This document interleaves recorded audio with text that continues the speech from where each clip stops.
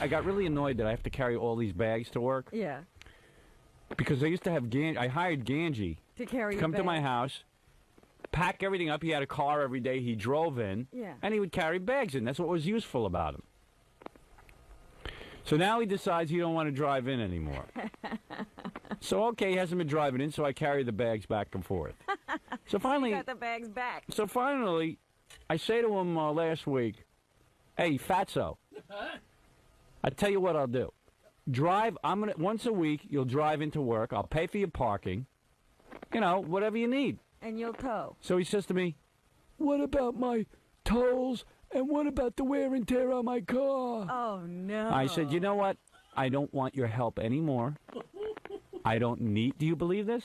I said, what do you buy, a corporation? Does he say that when he goes out on a date? What about the wear and tear on my car? This is a guy, nobody's ever offered him a job in the world. I felt bad for him. I got him a camera job with the E! Network. I asked him to do me a favor. I said, here, I'll pay for your parking. What do you... I don't want him to shell out of his pocket. I think I'm being reasonable. Where's the wear and tear on my car? Wear and tear on... Why don't you tell your dad about the wear and tear on your car? He's amazing. What a little nitwit. So he stopped driving, really, because he didn't like the wear and tear on his car? No, I told Laura, my assistant, that Gange is out of favor with me. That Gange no longer... I said, I don't want his help. I don't want him... Don't take back the offer. And plus, I pay him, if he drives in or something. I'll give him for an hour or something, another hour's fee or something, whatever it is. And I will not... Where has this whole conversation been taking place? Oh, where is it? You don't know where it took place? No. It didn't take place at my house? I don't remember this conversation. Laura didn't sit down with you and say, we want you to drive in once a week with your car? Yeah, I said, I'll think about it, and I said, I'll talk to you. You're going to get back to me on it? I don't want your help. I don't want your help. I don't need it. I don't want it. The reason I'm not driving in... Mr. Eager Beaver. Mr. Eager Beaver. I gave him a job with E! to work this stupid camera. He thinks he's a cameraman now. Yeah. He thinks he's a professional television personality. Can I defend myself? Where's that 10-year-old? I'd love to give him the job. I hear him There's a lot of reasons I don't drive in, and that's why I You make Jackie look like a team player. He decided he would think about this. You asked him to do something. He said, I'll think about it? Yeah. He's thinking about it. He's thinking about it. That's like when I thought about it when he wanted a job with E! Right. When he started complaining and whining that he wasn't getting anywhere. Like I thought about it when he came to me and he said, I'm an intern. I don't want to go work for my father. Is there any work I could do for you at your house? Like I had to think about it. But I don't want your help. I'm telling you, if you said to me now, Howard, I want to drive in once a week, I still wouldn't. You do it with a bad attitude. Your attitude is getting worse and worse. I'm watching you. I'm watching you. I don't remember Jackie just beamed him. I'm watching you. All right, you're watching me. Okay. Okay. I don't know what to say. I don't remember this conversation. First of all, Laura didn't talk to you about this. She asked me, and I said I'd think about it. You're thinking about it. Yeah. Why? What are your thoughts? What are you thinking about? What is there to think about? Either you're into it or you're not. I think about driving in. I don't want you driving in. You know what? Stop using my car to drive in. I know. I don't want you to drive in. I don't want your help. One day, Gange. He wasn't talking about it. I don't want his help. But I don't know. So how much would you charge me for wear and tear on your car? What do you think? How much money would it cost me? What's the wear and tear? Get out of here. Listen, get out. Listen, get out now before I take your head and throw it through a window. What is hey, listen, I don't make that much money. I make very little money. I gotta hear what's in his head. You shouldn't be making any money. Why? Why should I'm paying you now for everything you used to do for free. I could have still had you do it for free. So get somebody for free to do it. Okay. Get somebody for free. You're gone. Get somebody for free. You're resigning? Are you resigning? Let's see you get somebody for free. All right. We can't even keep an intern here for a week to do anything. Let me get somebody for free to work that camera and do some work at my house? Okay. Yeah. You're on. Let's see. Okay. Let's see how long they last. I want to see how long they last. You're fired. Okay, good. You can leave now. You can pack up and there won't be any wear and tear on your car or anything. Okay, good. How do you keep hiring people who scream at you? I don't know. I get idiots. He's not screaming. I know. It's unbelievable. He's an intern. And I try to rustle him up some money. And they all threaten you. Basil, will you do it? You'll do it for free? Well, there it is. I got somebody for free. Oh, no. What? None of the microphones work. You got two for free. Chris, the other intern, said... Will you be happy to do it? He'd be crazy. Are you kidding me? Yeah, but you want him. Okay, then you have the job. Gange, you're no longer needed. Okay. I have two gentlemen who can fill your spot. You're no longer needed. Goodbye. All right. Go home and good luck in your television career. Okay. Look who's going to be at your house. Yeah. Basil. I like Basil. I got a car. Do you have a car? And you'll drive it, car in huh? the city. Okay, fine. He's got a truck. I got You got a I truck? got a 94 Nissan So you can pack a lot of stuff into that truck. Firewood. Go see if you can find somebody. He threatens me. Howard, Threatening me. I gotta By the way, tell I'll you. pay you too. You don't have to do it for free. Oh, man. We'll pay you. I got a great salary for you My to mama eat, said, and I'll "You supplement need you to with get a job," 'cause I graduated dollars. this semester. Then you're set. And good, Gange, I'm sure now that you've had so much experience, you're in demand. Yeah. All right, Basil, the job is yours. Gange, you're done. You're done with me. Gange really doesn't realize how out of control. I can understand gas, maybe tolls, Yeah. but wear and tear on the car? Yeah. I mean, he's how do you negotiating with evaluate me. that? I don't And then know. he's gonna think How do you- about it. Maybe I should buy him a Wear and company tear in a car. I said we'll put a little extra in because I have to put up for oil changes. I don't have any freaking money, Gary. Where the hell? You're coming, but you're coming in for no, work. I'm not taking. But Gange, you're come coming on, into your work. father's gonna give you money. My father's not gonna give me jack. Let me ask you a question. But you're you're going to coming change your oil when you get to a certain point anyway, right? Do you think that this little 1 week... It makes it more frequent. One day a week, Angie. It's a wish you could 15-mile hear drive. You sound like an idiot. Hey, Gary, let me ask you something. It's a no. He's got to get into work anyway, right? Right, train. granted. By But train, right. granted, he can come in by train. But he's still got to get into work. So I'm saying to him, hey, drive your car in 1 day a week. I'll take care of the I was parking. gonna I'll take, do it. which That is a was the whole- convenience. No, you weren't. Which will take care of. You didn't have the right answer. Which will take care of. It's a nicer time to drive into work than to take the train. The trade, I'll tell you right now, the trade-off is, you got to admit that taking the train is a big pain in the ass, and that driving's a lot easier. So there's your trade-off right there for your wear and So I'm tear. making his commute a little easier. I'm saying, hey, once a week, take the car in. If you have anything to bring in, or if my stuff to bring in, you bring in your stuff. You get to So sleep, then he you sits get me sleep with- a little later because you don't have to run for the train. Then he hits me with wear and tear, right? He's amazing. I'm sorry? It's a dream job. Of course it is. I come in here every day. All I said to You come in myself- for free. I come in for free. I said, Joy, boy, the only thing I would want is someone to pay the tolls, and you even do that. Right. That's it. That's all you need. Listen. No, he doesn't want to pay the tolls. You Here's just a- heard him say it. He here wants is to pay for parking. That's it. That's all you need. You want the tolls? I'll give you the tolls. I pay. $3 You gotta he say pays something. for I free. also pay him for the time it takes him to get back and forth. What, you pay travel time? Of course. No, wait, He wait. charges me every No, time he I gets in the don't. car. When you're at my house and I say to you, hey, Gange, can you bring something over somewhere? You say, okay, and you charge me for the hour. I don't mind that he charges me for You're it. on the clock. He's on the clock. No, that was never discussed. I never Let said me that tell I you was something. going to Let be me tell you charging something, for time Gange. to. Gange, let me tell you something. You See, came there to you- me. there you go. came That's- to me. You came to me when you had nothing. Right. You were, let's face it, you had worked for free for 3 years. Right. I felt bad Loyally. for you. I felt bad for you. Loyally. I dreamt getting up a little at- something for you to at do 4 at the o'clock in house. morning every I day. could get somebody else to do that at the house. I dreamt up something for you. Then I felt bad for you because you kept whining. You can't get a job in radio because you don't have a voice. Right. And then you kept whining. That wasn't whining. Then you kept whining. You're whining every day. You mistake whining for Howard, asking for can advice. Can I ask? Oh, whining isn't advice. You were begging me, and then he No, goes, it's "What not- could I do?" So then I would call never up. beg I call up the anybody for a program job. director at WRNW in Westchester, the station I started. I said, Yeah. "Hey, listen, can you do this guy a favor? He's very loyal. Look, I'm gonna be straight like with a you. dog, yeah. He's like a dog. He'll show up." I said, "If you got even an overnight slot that nobody wants, take a listen to his tape." And look, he got rejected. Okay, from a $4 an hour job. It was a $4 an hour job. He rejected. Yeah. A job anybody can get. A job that Jackie has no voice left that he could get that job. All right? Because you guys can stay in here, tell him. Don't leave. Bring him back to reality. He's the same as you, except he gets paid because I feel bad for him. Yeah, it's just the type of job that you might think it's beneath you. And I don't know, working a camera might have done that to you, but for guys like me and Basil, And you're we'll not do it in a that. second. And Chris and Basil are not that far removed from you, Gange.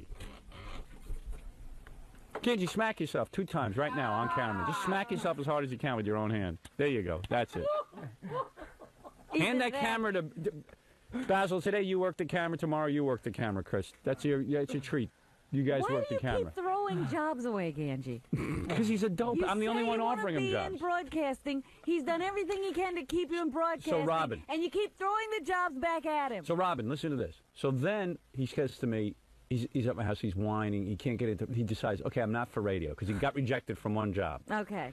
So he says, He says to me, I'm in TV now. I go, oh, you're in TV? When did you make the switch? I said, you should have done an internship in TV. Why'd you waste all this time in radio? I wasn't thinking. So I go, okay. At least he knows. I said, I'll tell you what I'm going to do for you, Gange. Because you wasted all that time volunteering here for 3 years for a career that you have no interest in now. Yeah.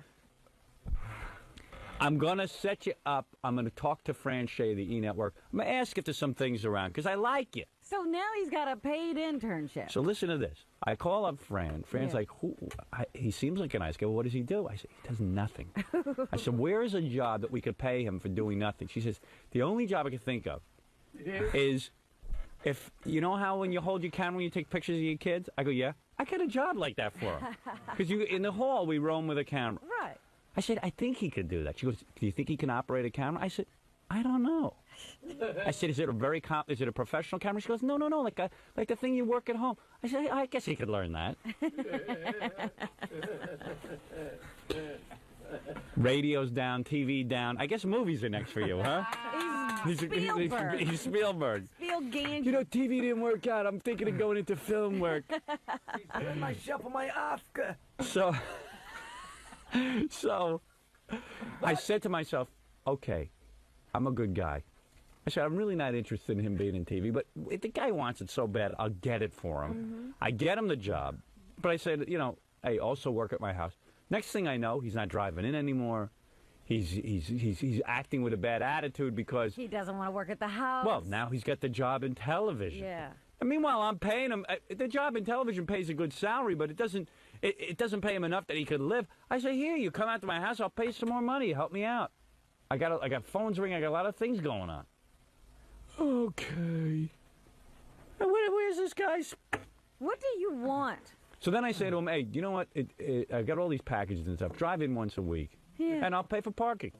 What about wear and tear on my car and tolls? Okay. What do I got to pay for that? I don't even mind if he says that. He says, I'll do it. Then he says, what about wear and tear on my car? What about tolls? And I'll think about it for a week. Yeah. I didn't want to think about it for a week. The weekend. I haven't heard about it. Tell me about it. But what's the Sorry, think Basil. I about? should have approached you or Chris first. What is to think about? I still don't understand what is the big thought process he has to go through. I don't know what he's thinking. What do you think? Why do you need time to think when I ask you to do something? What are you thinking about? What is it? Why? What is it? Is it a big life decision for you? Sure. I don't know. I just don't like to rush into decisions. I want a little time to think. Gange. Think about. I can see if it was marriage. I can't see if it's. You know, he needs time to think. It's a job.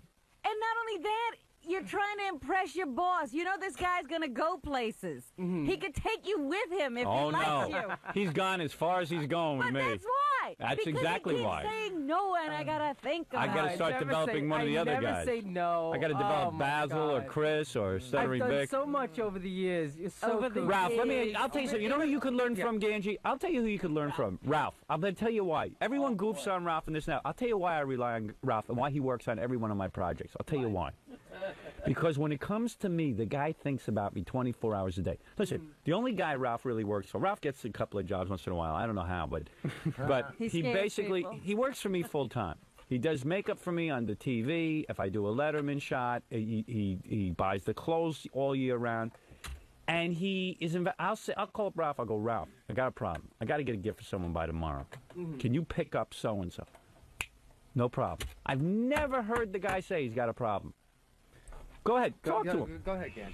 Did I buy your gift for Gilbert Gottfried when you asked me to? Gange, that's not the Absolutely. question. I ran out and bought it. That's not the question. That is not You the did one question. thing. No, Posted an example, and Ralph. I just proved that I did the same exact thing. No, I'm giving you one. I'm saying that it doesn't matter. If I said to Ralph, I need you to drive over to my house right now. He gets in that disgusting Jeep of his, and he drives over in 2 seconds. It doesn't matter. No, And Ralph, talk to him. Let me prove that one wrong. No, Gange. You needed to send me to your house about 2 weeks ago for something. Right. I grabbed it and took off, hightailed it out of here. I was there in plenty of time. Of course. So when I say to you, drive in and take some packages. Of things that I don't do, but I do. Gange, But you didn't do this. what the point is these little things. You don't say, how am I getting paid by the 19 cents Wear a and mile or tear. whatever, wear and tear. It's investments in your future. You're not thinking like that. When you were there, you know what? Then the next thing that I had to do, I go, you know what? Hey, Gange, he was there. He got the car. Hey, you know what? You give him something else. I've got a big project brewing right now. Big. It's so big that it's gonna blow you away, even my princess away. I'll be blown away. You'll be blown away. I have projects brewing all You're the time. dumb, you know, But you're out of it. Ralph is on it. Chris is on it. Basil's going to be on it. I'll tell you who else. Everyone but Jackie and you. All right? Let me just sum it up for him. All right, there you go. I got to sum it up for Gange. Gange, Right. you are dumb. You Right. don't know anything. You're Even not Jackie bright. would tell you. You don't have to see. You know, Jackie's a big shot now. He's making a couple of bucks. But even in the beginning, Jackie had a good attitude. You got to have a good attitude. And, Yeah, and you don't. the operative word is yes. Right. Yes, boss. Without question. I mean, don't you think if you prove yourself valuable in some way, he's going to find something else for you to do and something else? And, you know, I didn't think that my job would end up as extensive as it is now. And is there one time when I said no to something? That's how your job ended up extensive. Yeah. Even He's if into- he you calls need me to do Ralph something, and I'll says, do make it. me a tape of these records I like, Ralph does it. Do it. No. I'll tell you what my Ralph does. trim my Ralph nasal calls hair. me and says, listen, Ralph calls me and says, I'm listening to some music now I think you would like. I'm going to go out, buy the CD for you. So I'm not asking you to do that. Ralph's a little Ralph does sick. some things for himself. But Ralph invents himself. Yeah. He sits and I tapes create show. things to do. This is a guy. Ralph said to me, boss, your nasal hairs are long. I'm going Let to me cut them. clip them. And as bad a job as that is, now listen, there's nobody here who wants to do that job. And you're complaining about wouldn't even know driving if they were in long. once a week. I'm telling you, and Ralph stands there and cuts the hair out of my nose. That's a little scary. That's And that's not easy. but let me tell you something. What? I need him now to do that. But not He's that's what invaluable. I'm gonna say. He found the best way to do it. Yeah. He experimented. Right. You create a position for yourself. You know, even Jackie dragged his complaining ass in here for free for 3 years. And don't think Didn't that was ever it. ask for wear and tear on the car. He asked for parking. He did, and no one gave it to him. Yeah, remember? No one would give you parking. And he's a little more valuable than you. Thank you. You're hallucinating. You have the wrong attitude about everything, and it's because of your privileged upbringing. Yeah. He's had it too easy, and now He's never worked. he expects Yeah. everything. He thinks he's going to run around with that camera, and they're either going to recognize him, give him $100,000 a year to go out and shoot Well, auteur. you should hear him sit there and talk about how, he can't devote enough time to it because he's got to get out to your place because No, my place is the only thing he's got gotta do. on him, and you're just addicted to him somehow, and you can't live without him now. Gange, do you want me to prove to you I can live without you? Let me ask you something. Gange, do you live on Long Island? Yes. How close do you live to Howard? Get the microphone on him. 20 minutes. We have one microphone in here. That's another thing that drives me nuts. That 𝗏𝗏 should go through here early in the morning and check every piece of equipment. This one doesn't work? What? Does this one work? Talk into it. Does this one work? No, No. that one don't work either. Here, try it now. Is it working? No. Still not. Oh, there it goes. All right, There it all right. goes. No hurry, Scott. Scott just stands back there. No hurry. Does this one work? No, No. that one don't work either. Here, try it now. Is it working? No. Still not. There it goes. All right, There it all right. goes. No hurry, Scott. Scott just stands back there. No hurry. Another one. Yeah. Oh. I don't know. I don't know. So my point is, he's right by your house. I mean, you could be doing a lot of things for him. He's 20 minutes from you. You can make yourself invaluable. You need Gange's something, you run over lazy. there and do it. Gange's very lazy. You're not taking into account how lazy he is. And it's not like you have like an He's sluggish. old car that's going to fall apart and you got to get paid for He's it. got a brand new car his father just bought him. Like that party his parents threw for him was his retirement party. You're right. Gange graduated at 𝗏𝗏 College, and his parents threw him a $5,000 or $6,000 party, like a wedding. More than that. Yeah, but we didn't know it was a retirement party. What is it? Now the mic's work. You know who's getting who's really burning up over this whole thing? Who? Really sitting in there doing a slow burn? Grillo. Grillo. You know Oh, why? I bet. Because I'll tell you exactly why. He goes, I think Gange's a nice guy and everything. He goes, but this really irritates me because Gange's getting all the opportunities he doesn't even get a chance to get. and Well, blowing them. Well, you want to know something? Grillo's another one who really shouldn't open his mouth He because can't even get lunch. I know. Not only can he get lunch, but I got to tell you something. I had Grillo come out to my house and help me. Don't block that camera. How long ago? It was during the book. I don't know. The kid was a nightmare. He could barely make it out there. There was always a problem. I mean, you know, he wanted to deal with it. So he would have had a lot more opportunities, but he I don't know, he's a psycho. There was always a problem. He needed too much help right? to Wasn't help there, you. Gange? Wasn't there always a problem? You happened to catch me in the middle of midterms. Well, hey, what do you want from me? Opportunity knocks. What do you want? But yeah, every time I did something like that, it was like, well, school's first. Take care of that. So okay, I got finals and stuff and reports to take care of. I gotta do a report. I gotta stay in the All right, what do you want from me? I longer. tried to use you. It was impossible. We had to throw you out of there. What do you? I tried. But I did the work that was supposed to be done. When you got there. Right. You can't even get me steamed rice. This has been going on for 3 days. I send this kid out. I said, Gorilla, I got to find something for you to do, right? So I said, Gorilla, you're in charge of my lunch. Now, here's what I'm going to... I mean, I know people listen to saying, boy, Howard, you're awfully pampered. But let me tell you something. We have a lot of different projects going on, and really time is of the essence. I got a lot of things to juggle. So I said, okay, how do you get... I don't want to even waste time eating. I like to eat right while I'm working. I say, Gorilla, here's what I need you to do. Every day, all you got to do is find a steamed piece of chicken, steamed rice, and steamed broccoli. If you do that, you will be invaluable to me. I don't want you to do anything, and keep your hair out of it. And that's all I want you to do. I would not. I did, for one thing. I got you that food for a month. Okay, it's not my fault that the Chinese people that you got it from left some type of hair in it. That's not my fault. I'm not blaming you for that. Okay, fine. So I now send him I have out. to go. Now he has to go to a deli and find rice that is steamed. In other words, no butter, no oil. That's I want what I everything told the plain. guy. No It's- salt. I So now told he's him been that. negotiating with the... You told them, but they don't understand you. So that's not my. How much you want to bet if I go down there, I could explain it to the guy? I got a great story. I said no. I said nothing. I said I don't want no grease or anything. Just plain rice. Don't want no grease.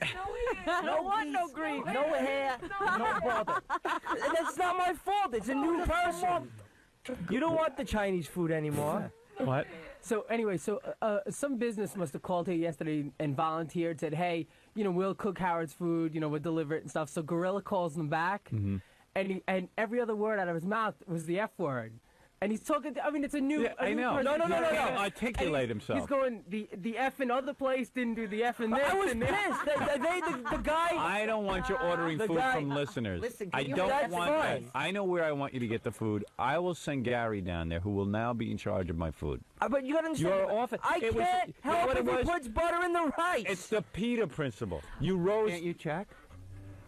Watch Gary Check get on it him. done. We're gonna Watch Gary I would get it gladly. I would done. gladly sit there and watch him cook it. I swear. Excuse me. Ralph, explain to him how to get it done. Here, listen to Ralph, and I'll show you why Ralph is valuable. I don't care what... If it was up to me to do it, when he got it, I would open it up and check it and make sure it's right before you plop it down. you would make it, Now, check it if it's right. do you want me opening up your food and breathing all over it? No, but you All could right. stand there while the guy prepares it. Let me see the rice. All you have to do all day is to Hello? please me. There's Hello, one thing you hello. have to do to please Let me. me Excuse tell me you one something. second. I gotta tell him. No, excuse he me. did it wrong. One day he actually ordered the exact same thing, which was perfect. Right. And he opened it up and he started eating it. And I He stopped knew it right was away. wrong, Right. And he gave it to you. Right. He knew it was wrong, and he Yeah. gave it to me. I stopped right away and I was eating it. I said, "This isn't what you want." And I went back and I came back to the office and said, "You don't like this, right?" No, you no, said, no. You said it tastes listen, good. He let was me tell you already something. eating I was it. already eating. I'm like a wolf when I get off the air. I got to eat something. I've talked for 5 hours straight. At that point, it's the wrong time to ask me. I took 2 bites and I realized it wasn't. So go what you back down wanted. and get a new one. I would gladly do that. You were already eating it. You said this is too delicious. Tell him how to do it, Ralph. Explain it to him again. Tell him how to do it. Explain it to him. Go to Ralph for advice. You'll be surprised. Ralph could help you. Ralph knows how to serve. I've tried to actually a couple times. I've recommended what he do. And But Grillo is in big trouble because listen, I've narrowed it down to one thing. Grillo has to pick up lunch.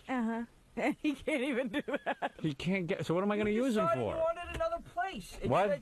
It took a while to find a Chinese place that made it that early and that Gorilla. did what you Gorilla. wanted. Gorilla. Explain to him. Listen to me. When your boss has a problem, you want to make sure that you fix it. Not Exactly. that And you spend 5 weeks fixing you want it. lunch by 10 o'clock. Okay, not everybody starts He cooking doesn't lunch at get 10 it. o'clock. You Listen gotta to him. I Wait, understand Ralph what is you're going to trying help to you. say. Ralph is going to I help you. understand what you're Listen trying to to Ralph. say. Ralph, go ahead. Help him. there's a place that you know that he likes that I told you about. And that place doesn't make lunch before 10:30. Okay, 10 o'clock. So what you do is you call him up and you say, listen, I need the same thing every day for the next 6 years. I need the same thing. Can you get in? Can you? Because I'm sure they're there.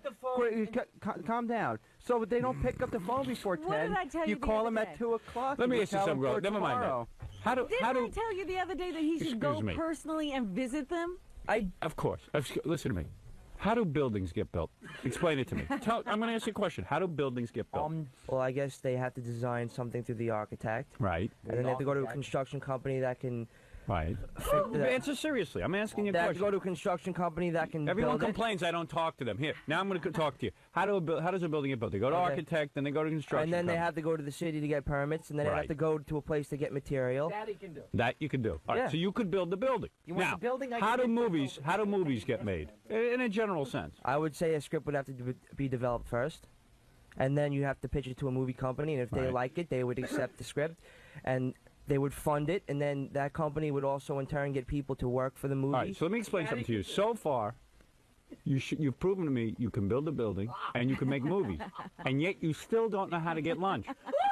Out of all the knowledge you have acquired. How long have I been getting you lunch? What? 3 years? What? 3 years. Yeah, I've but been getting you lunch. I keep it the same. As soon as I change it, you go into a tailspin. That's not my fault. When you get someone new to make you lunch, it's like you gotta make You sure know what they I'm know gonna how do? to do it. I'm gonna go get my own lunch. And not Gange, Gorilla. Doesn't matter. See, They're he doesn't interchangeable. understand. I that do he's understand. I'm supposed- willing. I don't excuse care. me, I'm talking. Yeah, You're and- supposed to make it your fault. See, when you I keep know it's saying my it's fault. not your fault, then you can give it away. It's You my keep fault that I went down and bringing told the him guy no wrong butter. lunch. You don't know how to articulate what the lunch should be. It's not I want you to wonder- understand something. I want you to understand something. On the scale of problems in the world, it's not a big problem. You understand? And I want to do a good job for you, and I want to get everything right The thing for you. is, and I'm trying willing to go down. incorporate you, make you a valuable employee. And I've I'm been trying to give do you that something since that day you one. could do that you would shine at. So I said, what could Gorilla shine at? I know, getting lunch. And I've done it for And, 3 years. and by the way, I don't mean that in a demeaning way. I mean that I looked at your abilities. I looked over your resume again, and you can ask Kathy. I had to pull your letter that you sent us and the resume. I looked it over, and I said, what could my man Gorilla do? He's been very loyal. And I looked through the list of possibilities. I said, he's the man to get my lunch. All right?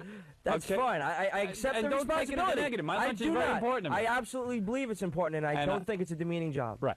And now, I don't know, you're having trouble with it. 3 years. So I'm going to go back. I'm going to read your letter again because I'm going to put Gary on lunch. I'm going to see if I can find something else for you to do. Could a mop fit by your buttocks? Maybe you could mop up. The point is, I've done it for 3 years, and I'll still do it. And All right, we'll see what happens. We'll see. Maybe today's lunch will go There's better. nothing wrong with your willingness.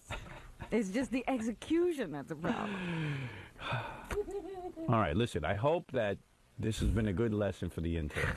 I don't think Gange learned anything. No, No. Gange didn't. I've learned a Gange lot. learned nothing. You asked Gange to help you. I mean, listen. My assistant Laura couldn't believe it. She says, I said to him, hey.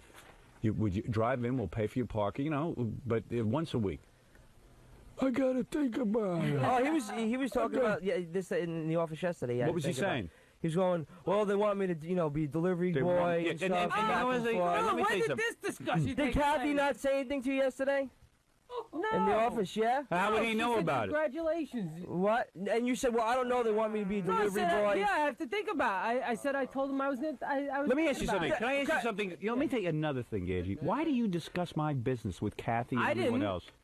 How come he knows about it? Someone else brought it up. I don't know. How would someone else know about it? I don't know. Somebody brought it up to me. Oh, yeah? And how would they know about it?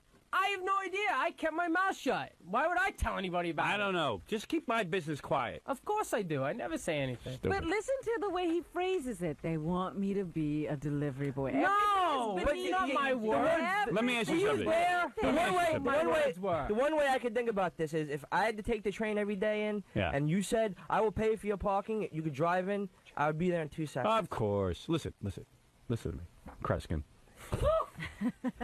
All right? Because you read people's minds so well. Let me tell you something. You do what you have to do, because you're out of my picture right now. What do? You have your job with me, you have that camera job, and you think you're in the world of television now. But remember, you're not in any world of television. You're in the world of Howard. That's They it. always forget what world they're in. You forget the world. I see him back there. He's hanging out with the E guys. He You thinks always have to explain to them what he world thinks they're he's in television somehow. He did do a good job with Stuttering John's Tony and Tina's wedding. Did he? Yeah. Did he get Tony and Tina's feet, or he got the heads? I think he got the head. All right, very good. And I got the I'll look Penny that Crone over. thing. Good. Come on, I'm All good. right, good. You never say when I'm good on the air. You always say when I'm bad. When are your parents going to throw you another party? When will you do for that? That was a great party. Why? See, you coming they this have time? learned the art of complimenting Gange on absolutely nothing. I know No, he I thinks never he's a get That's what he hero. complimented. needs. That was the first time in my whole That's life what I he was needs. complimented. My house. His parents throw him a big party because he graduated at Delphi. I guarantee you, an CW Abe, Post, don't and say it. CW Post, and Abe could graduate CW With a Post. degree he can't use for anything. Right. They're giving him a huge party. What degree did you get? A BFA in communication arts. A BFA. Big fat ass. I knew that was coming. Gange was born. His first duty, they threw a block party. His parents. What is a BFA? Bachelor of Fine Arts. Bachelor Oh, of Fine Arts. Ooh. I didn't realize. Well, then I take everything back. Finer arts. I didn't realize you were so qualified. All right, very good with your college degree. What is it, Fafafui? I must take a break Okay, here. I just had Steve's original letter and original resume. Wow. His resume's all connected. Well, let me look at Steve's resume. Maybe there's something I Yeah, can. you can find something else for her. Papa Flunky. Look at this. Oh, he sent me his Hunter College. Hunter. Look at this. What is this? What is this? What did you send Let me here? see. That is an evaluation? Oh no, that's not my resume. That's your evaluation? That's the thing that the school sends. Please respond to the following statements by circling the appropriate number. What is that? Reliable in getting to work on time and keeping engagements. Always. Dependable in fulfilling assignments. I like this thing they have. Always, usually, sometimes, rarely, not observed. Well, he has all fours, which means always. Steve has been a great asset to the show. I can't give him a high enough grade. Oh, Gary gave him this grade. Yes, that's Oh. Gary's evaluation of him. Oh, I see. Wait a second. Just so you know, Howard, Grillo's a good kid, but in rare exceptions, everybody gets the highest grade just for showing up. Right. Let's see. Here's Grillo's letter to me. Oh, come on, man. I am going to try to get right to the point. And that's going to be difficult, apparently. Can I have that, please? My name is Steve Grillo. I'm 19 and attending my second semester at Hunter College. I have not declared a major yet, but I am leaning toward communications. I am writing, W-R-I-T-T-I-N-G, 2 T's. This letter, hoping you will feel my sincerity. S-I-N-C-E-R-E-T-Y. Feel my sincerity. I am an avid listener of the Howard Stern Show. I have already submitted a resume. I love the word resume. You know how you're supposed to put a little... Accenting Q. an accenting mark over the M or Right. the E. It's the E, I think it is It's in the resume. E, yes. Yeah. He put it over the U. He wasn't even close. Ooh. Resume. I can't read this. It's too painful. Thank you. Continue. I didn't want to give you... This is why he's writing it. He writes it in hand, not Yes. type. I didn't want to give you some typed-up phony letter. I want to be straightforward with you. No bull. I am very interested in becoming a radio He broadcaster. put no bull No in the bull. letter? Yeah. No bull. I know that you just don't jump into a position like that. I know you have to start out at the bottom. What position? Yours? I don't know. What position were you looking for in radio? Some type of internship.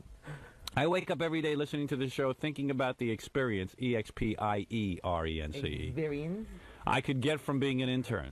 Like I said before, I know I have to start out at the bottom, and what a better place to start out at the bottom than with the show that's on top. Oh, boy.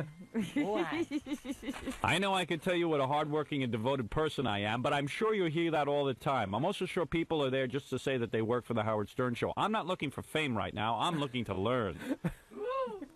I have this desire inside of me that eats at me every day. Maybe it got your lunch, Howard. Yeah, it ate my lunch. I'm sure you know how I feel. I know the sacrifices that have to be taken, and I'm more than willing to take them. The sacrifices. The sacrifices working with you. I know. I know I'm going out on a limb to tell you this now. I've taken too much of your time already. That was on line one. Taking too much of your No bull. I feel I have to do this. when I first didn't get a response from when I submitted my first resume, I have to admit I was disappointed. I tried to put it out of my mind. Steve couldn't get a job for free.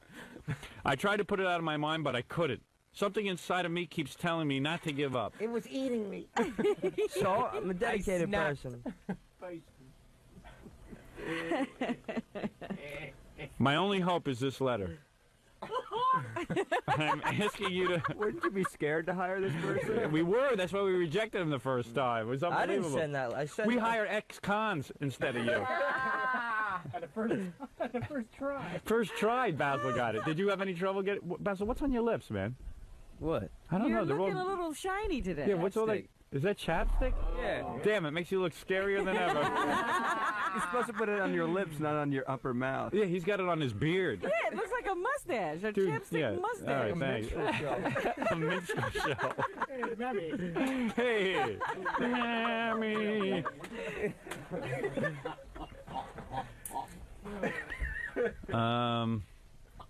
So it got me here, didn't it? If I didn't work out, at least I know I've tried. Gary, I'm asking you one more thing. Please don't leave me hanging. Good or bad, I'd like to know what the story is, or I just may go crazy. Oh, boy. Oh, that's too late. Even if you can't use me now, I would like to know. I'll be ready anytime. I can't tell you how much I would appreciate a call back or a letter as soon as possible. And there you are, and that's how you became the famous Steve Grillo. Hold back. Didn't Gary come to you and say we got no applications? We're gonna have to take that nut with the letter. Or Yeah, something? Yes. yeah. Bull crap. It's true. Eat True. me, Jackie. All right, but you're here. Eat me. All right, everybody now can leave. I hope this has been some lesson. And Gange, don't worry about it. I won't pressure you anymore into anything. You're done with me. Don't worry, there will be no more requests. That's right. Grillo and Chris, and of course, Wacky great back Basil. there. The great Basil. Let's Wingnut. just Can I just keep... make a plea? Yeah. After my He 8 doesn't years want- of illustrious undergraduate work, Yes. can I please have a job at some point? Let me tell you something. Can I tell you something? What university do you go to? I go to Columbia University. Right. You blow all these guys out the door. Yeah. Columbia. What do you go, Chris? I happen to go to Community community college. college, but that's not, I happen to think just because he goes to Columbia doesn't mean anything. Well, that's a nice calm credential. down, calm All down. right, it means a little bit. I mean, he got in, obviously. but- Chris came up to me and complained about our sports program. About Columbia's? He goes, "Yeah, Columbia, nice football team." Yep. And I was like, "Community Big college, deal. nice life." Yeah. Thank you very much, man. These two hate each other because each Yeah. one... About Columbia's? He goes, "Yeah, Columbia, nice football team." Yep. And I was like, "Community Big college, deal. nice life." Yeah. Thank you very much, man. These two hate each other because each Yeah. one thinks they're better than the other? Same thing with Vic, too, all three. I know. It's all three of you. Where does Vic go to school? I just don't Chris, you think you've got a better academic credential than him? I don't say academically. I mean, I'm sure that's because of the school. It brings it down a little I bit. think personally he thinks he's smart. What do you go to community college? What community college? What community college do you go to? Generic community college, just CC. Pretty much. What do you mean? It's just called community college? No, it's Union County College. Union County College? Are you going to argue academic credentials with this guy? I could, I think. Really? I think that what Chris Yeah, is saying, he Grillo, could have show me the gone, application. Wait, he could have gone so anywhere. that makes me less of a... Hey, Chris, move over a little bit to this side so you Yeah. don't block my camera. But what Here we he's go. saying is he could have gone anywhere. He chose to go to community college. Yeah, right. Oh, you mean Harvard called you, but you decided to go to community college? Turned him down. I said, let me go to this 2-year school route. How can you Union argue with County's got a Basil? better high How can you school argue football with team Basil? reporting program? How can you argue with Basil I'm about not college? arguing, but when he thinks just... Well, he started first with, oh, you go here and I go to Columbia. Well, I said, I'm not going to... I got to knock him down a Who little started? Grillo, who started this whole thing? He's always like he walks around with his nose in the air in the back. Yeah, you do. And they're just like, And exhaling heavily. yeah, Right, he's always annoyed. yeah. Always annoyed. What is his stuttering guy? bit. Here comes Curly. Don't knock don't block my camera, please. I'm trying not to. Chris and Stutter and Vic go at it all the time. It's pretty funny. Is that right? Yeah, Chris is very hostile towards most. You know what I'm going to do? I'm going to prepare for you guys. I'm going to have Basil, Vic, and Chris play Jeopardy. Yes, finally. Finally. And I will decide who is the smartest. If I could say, I have been wanting this for a while. if I could say, Basil's definitely the most non-confrontational intern we have. Really? Yeah. Well, I will. That record will do that to you, I guess. Yeah, I guess that criminal conviction will Chris, do you it. can make somebody snap though any second. And when Basil says that, watch out. I tell you what I'll do. Basil is a convict and got into Colombia. Chris, you should be ashamed of yourself. She's saying that Basil has a criminal record and he's in Colombia. Union County turned me away because of my record. But boy, can those community college people play football. Yeah, Basil, I mean, Boy, the squash program at Union County kicks ass. Chris, you can't argue academic credentials with a guy from Colombia. But just I wouldn't even dare do that. When two of us graduate, does that make him more qualified? Yes. It makes Of him more course it does. Of course it does, man. If you guys go for the same job and I see Columbia and community Union college, County? you think I'm going to talk to the Columbia guy ahead of you? I'll come in with a ball and chain and a community resume from Columbia, and you can come in a suit and a Union County piece of paper here. Chris, you My really diploma. think that you got a better credential than him? I'm not saying it's a better credential. I'm just saying you don't judge a person on just their academic. What else You could you judged me on being a convict the first minute I was in That's here. not true. I was busting you. I What wasn't else? judging you on being a But what else convict. would, if I was an employer and you guys didn't really have much work experience, what else would I judge you on? Except for your academic credential. You're both equally scary. Judging so he wins on that, I guess. I Right? get you. I mean, you're both. You're telling me you think an A from Union County is as good as an A from Columbia? Well, honestly, No, I've never gotten one of those. I'm not going to say that. No. No? But Yeah, I mean, get with it. I'm going to defend the college I go to. Though I'm not going to. Don't even try. All right. It's community How college. many in those troops? Two? That's the 13th grade. Your SATs must have been ridiculous. Why they are you weren't in that bad. community college? What were your SATs? I think you were 1050. Really? Yeah. Which What, isn't too what good. did you have to take care of your mother or something? Yeah, what happened? I mean, what happened? You couldn't get into any other school? No, I got into a 4-year school and it didn't suit me. I was working What at the was time. it? What was oh, the God, 4 here year- we go. Chris thought he was too good for the 4-year school. I was walking around with a chip on my shoulder, my nose in the air. All right, What all right, was the listen. 4-year school? What's that? What was the 4-year school? It was Kane College, which is Oh, Kane College. Oh, why didn't you say so? You must have been an academic disaster. pretty much. Yeah. This show wrecked my life. So They didn't have a very good basketball team. They went to Union County Union County. And he argues with you? all the time. Alright, well, hey, he'll just walk in. He'll just walk in the office, and I'll be sitting there doing articles, working. Right. oh yeah, I And- just walk in nonchalant, And right? Chris walks in. He's all pissed. So bad. Heard you on the air the other day. What am I, Scott? What are you doing? Well, Chris gets upset because he's not on the air. I know you get really burned up when everyone else gets on the air but you. No, Heard him it's not talking that. about you, Baz. Baz. All right, well, there you go. All right, we have to take a break. Whew, what a mess. All right, listen, I will have intern Jeopardy. We'll prove who's the best intern. Gange, there's no straightening you out. And Gorilla, I'm sorry I had to take away your lunch detail. Why? Well, see, I'll try and find something else for you to do around here. eating at me. All right. Is there a safety net that Gorilla can't fall through? I keep trying to find stuff for him to do. You can't even get the heater on in the morning. No. Well, then we gave him a job. You want to hear this? I got to just say this, then I'll break, I swear. Oh no. So I said, okay, Gorilla's a failure at getting my lunch. So I said, okay, Yes. we give him an assignment. It's very cold in the back office. There's no heat back there. Because this company, by the way, is not doing very well, so they can't find a heating system. Can't pay the bill. Right. So it's very cold back there. So we got a space heater. So me and Ralph say to Gorilla, tell you what, put the space heater on Before you get before in. we get in, since he gets in first. Oh, okay, that I can do. No problem. There's no problem. All right. First day we get in there, what happens, Ralph? It's not on. Right. So we call Gorilla and we say, listen, the space heater is not on. He goes, I put it on. I turned it on. It wasn't on there. No, that's That mic doesn't work. that was after the third, after 3 times of not turning it on. He's like, I turned it on, and we go inside, and it's not plugged in. Yeah, he did turn it on, but he didn't check to see if it was He didn't plugged know in. it wasn't It on? was plugged No. in when I left. I didn't know. Gorilla, see, your problem is you don't check your work. Like, you don't check the rice to make sure it's not oily. You don't check the heater to make sure it's on. You gotta check I would your give you work. more important responsibilities. It's just I got to find one that you can do first, an easy one, and then once you do that, once you do that, Go Chris, check what are your you berry. talking about? What's that? Your mouth is moving, but you're not saying anything. Yeah, Chris is really he's scared. got a real. He's got a problem about thinking and talking at the same time. I do? His thoughts come out of his mouth all Yeah, the you time. were just talking and nothing was coming out. Yeah. Check the camera.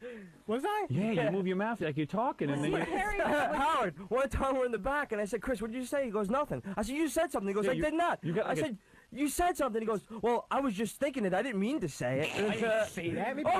Maybe it was too early. Somebody cover me. I'm going to try and get out of here. All right, listen. I love all you guys. You're all great guys. Chris, you go talk to yourself. Basil, good luck with your convictions. Gorilla, I'll find something for you to do because you know what? Your heart's in the right place. I know you try. It's just, and you know what? Putting on the heater, that's not that easy. I recognize that.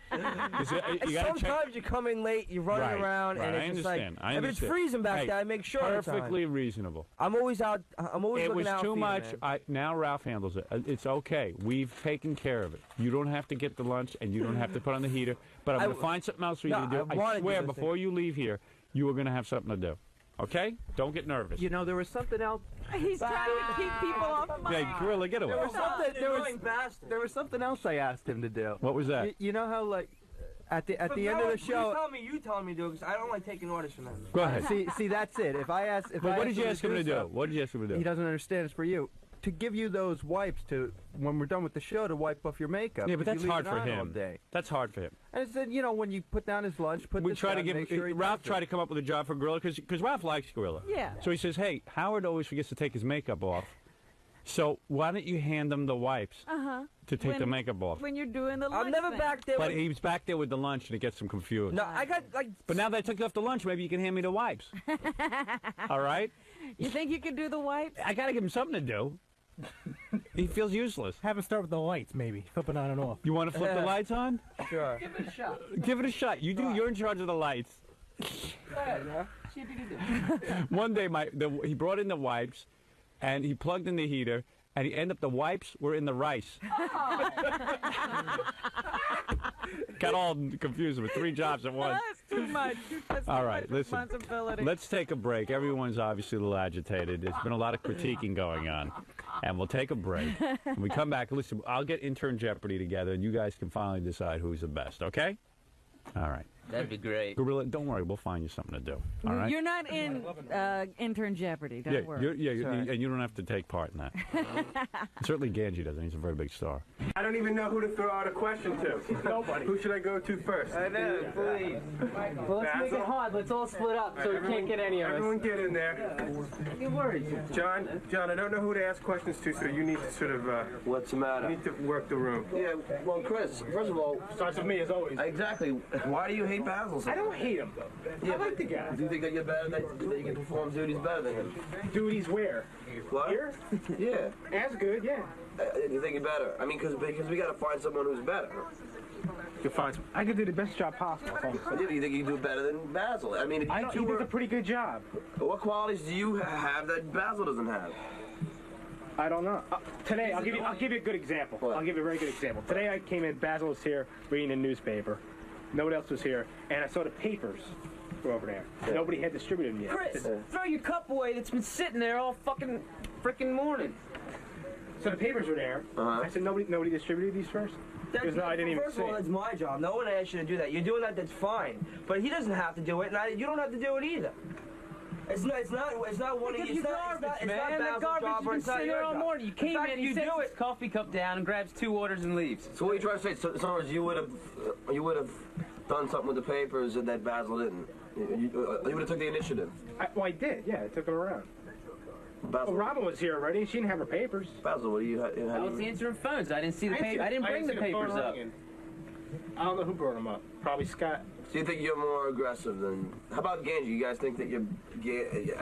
Well, after what he was talking about, I don't think there's any doubt that. Ooh. Oh. No, I'm saying, but they should be able to do that job. If you don't want to go out to the house, why shouldn't somebody else do it? That's what, you know. Wait. Wait, so you're saying you're more aggressive than me? You would be doing more of these things that I've I'm done. more aggressive than anybody here. I'm standing still. Everybody else is going backwards, I think. Ooh. Pretty much. Tom, let me ask you. What do you think about this? About Gange? I mean, you being a boss. Do you think Gange is being irrational? Yeah. Do you? But Tom, you've known me for a long time. Have I ever Have I ever said no to anything? I mean, I don't know this. I can't tell you the circumstances. I will tell you that if it were me and somebody came to me and said, hey, I'd like you to do this for me, and I was trying to work my way up, I'd just do it. No questions asked, especially if it wasn't going to cost me money. But it was. I mean, you know, because they were going to pay for your tolls, pay for your parking. No, but that was because I said that. I mean, that's fair. That wasn't an offer. That's to me. fair. That was me saying, you know, gas, tax, and tolls, whatever. Right. I mean, I just wanted. Gas is insignificant. Tolls and your parking. You know, because when they covered you for that, then I just do it.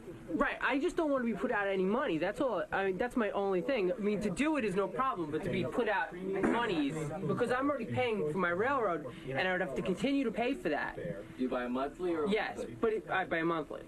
But you know, I'd have to continue to pay for that, and plus being put out for gas and all the other stuff would still cost me extra money. Probably buying the monthly and driving in one day a week than trying to. Exactly. It's a better deal for you to do the monthly ticket than buy a weekly ticket or a 4-day-a-week ticket, ticket and return trip and whatever. Well, right, but you know what I mean. Like I had no qualms about doing it. The work is not the problem. It's just the losing.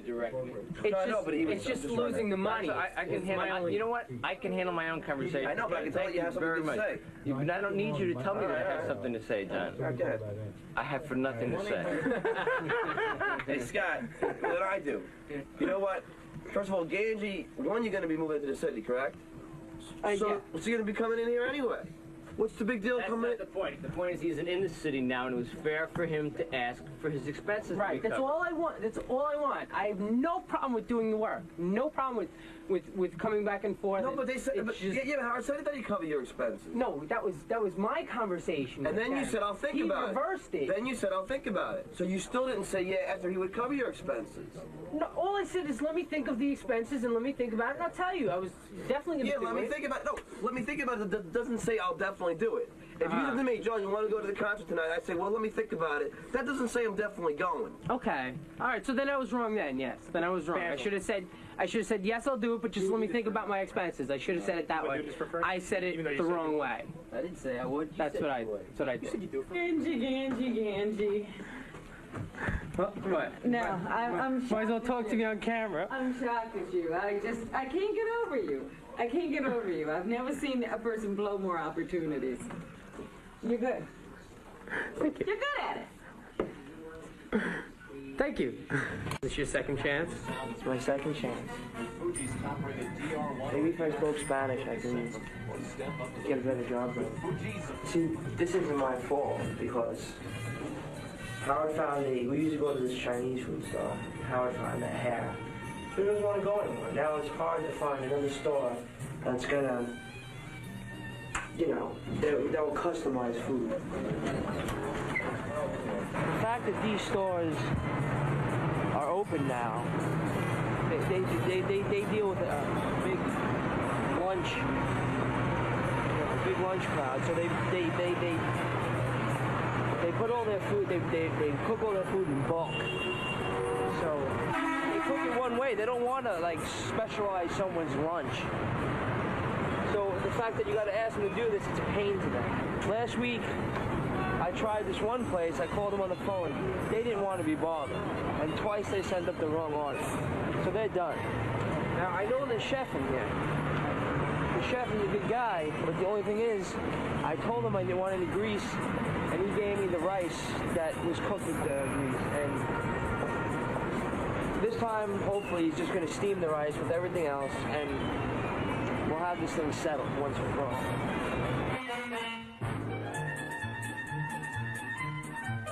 Yesterday, there was a little problem with the rice. I know. The rice is a little greasy. We did steam the rice today. Steam the rice with everything else. You got it. Like I said yesterday, no grease. You got it. Steamed chicken, steamed rice with a lot of broccoli, a lot of carrots. Tell Howard I'm sorry he got it today. Okay. Because I'm a good follower. Okay. So make sure there's no grease. No problem.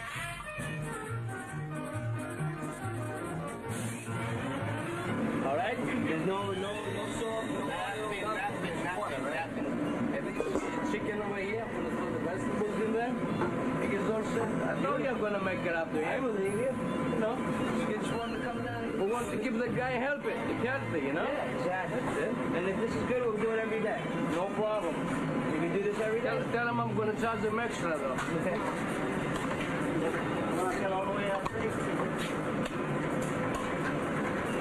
Tell him No butter, no nothing, right? Even 𝗦𝗵cie𝗄𝗿𝗍, tell him.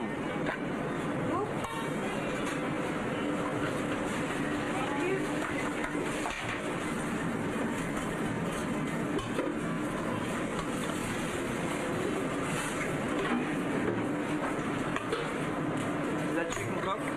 Yep.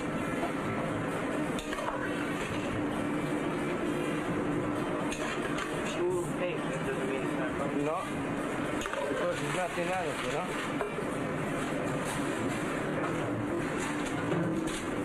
There you go, partner.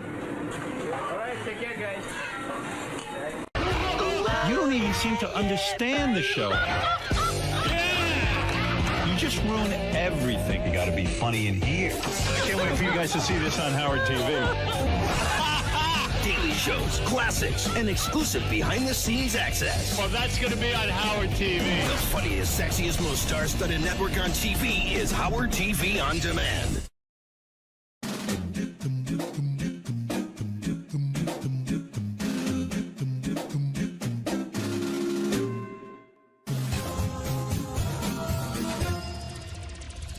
Hey Stern fans, welcome to Fine Time, a show where you, the fans, get the opportunity to ask questions and interact with your favorite Stern Show staffers, whack packers, and celebrity superfans.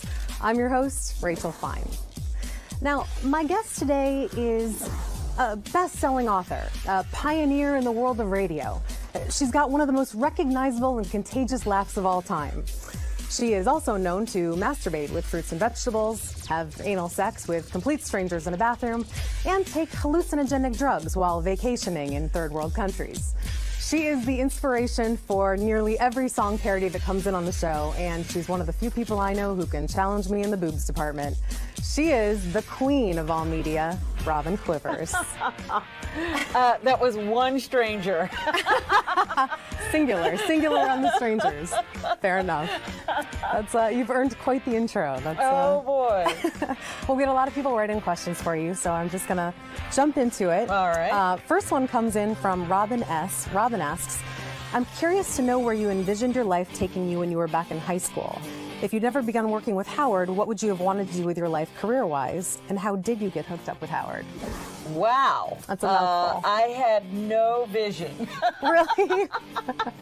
I was just hoping to stay alive. Yeah, I just wanted to get out of high school and go to college. I never had any idea of what I wanted to be when I grew up. I mean, I'd watch TV and as a kid, I thought I wanted to be a doctor or something like that, and that's sort of how I wound up in nursing.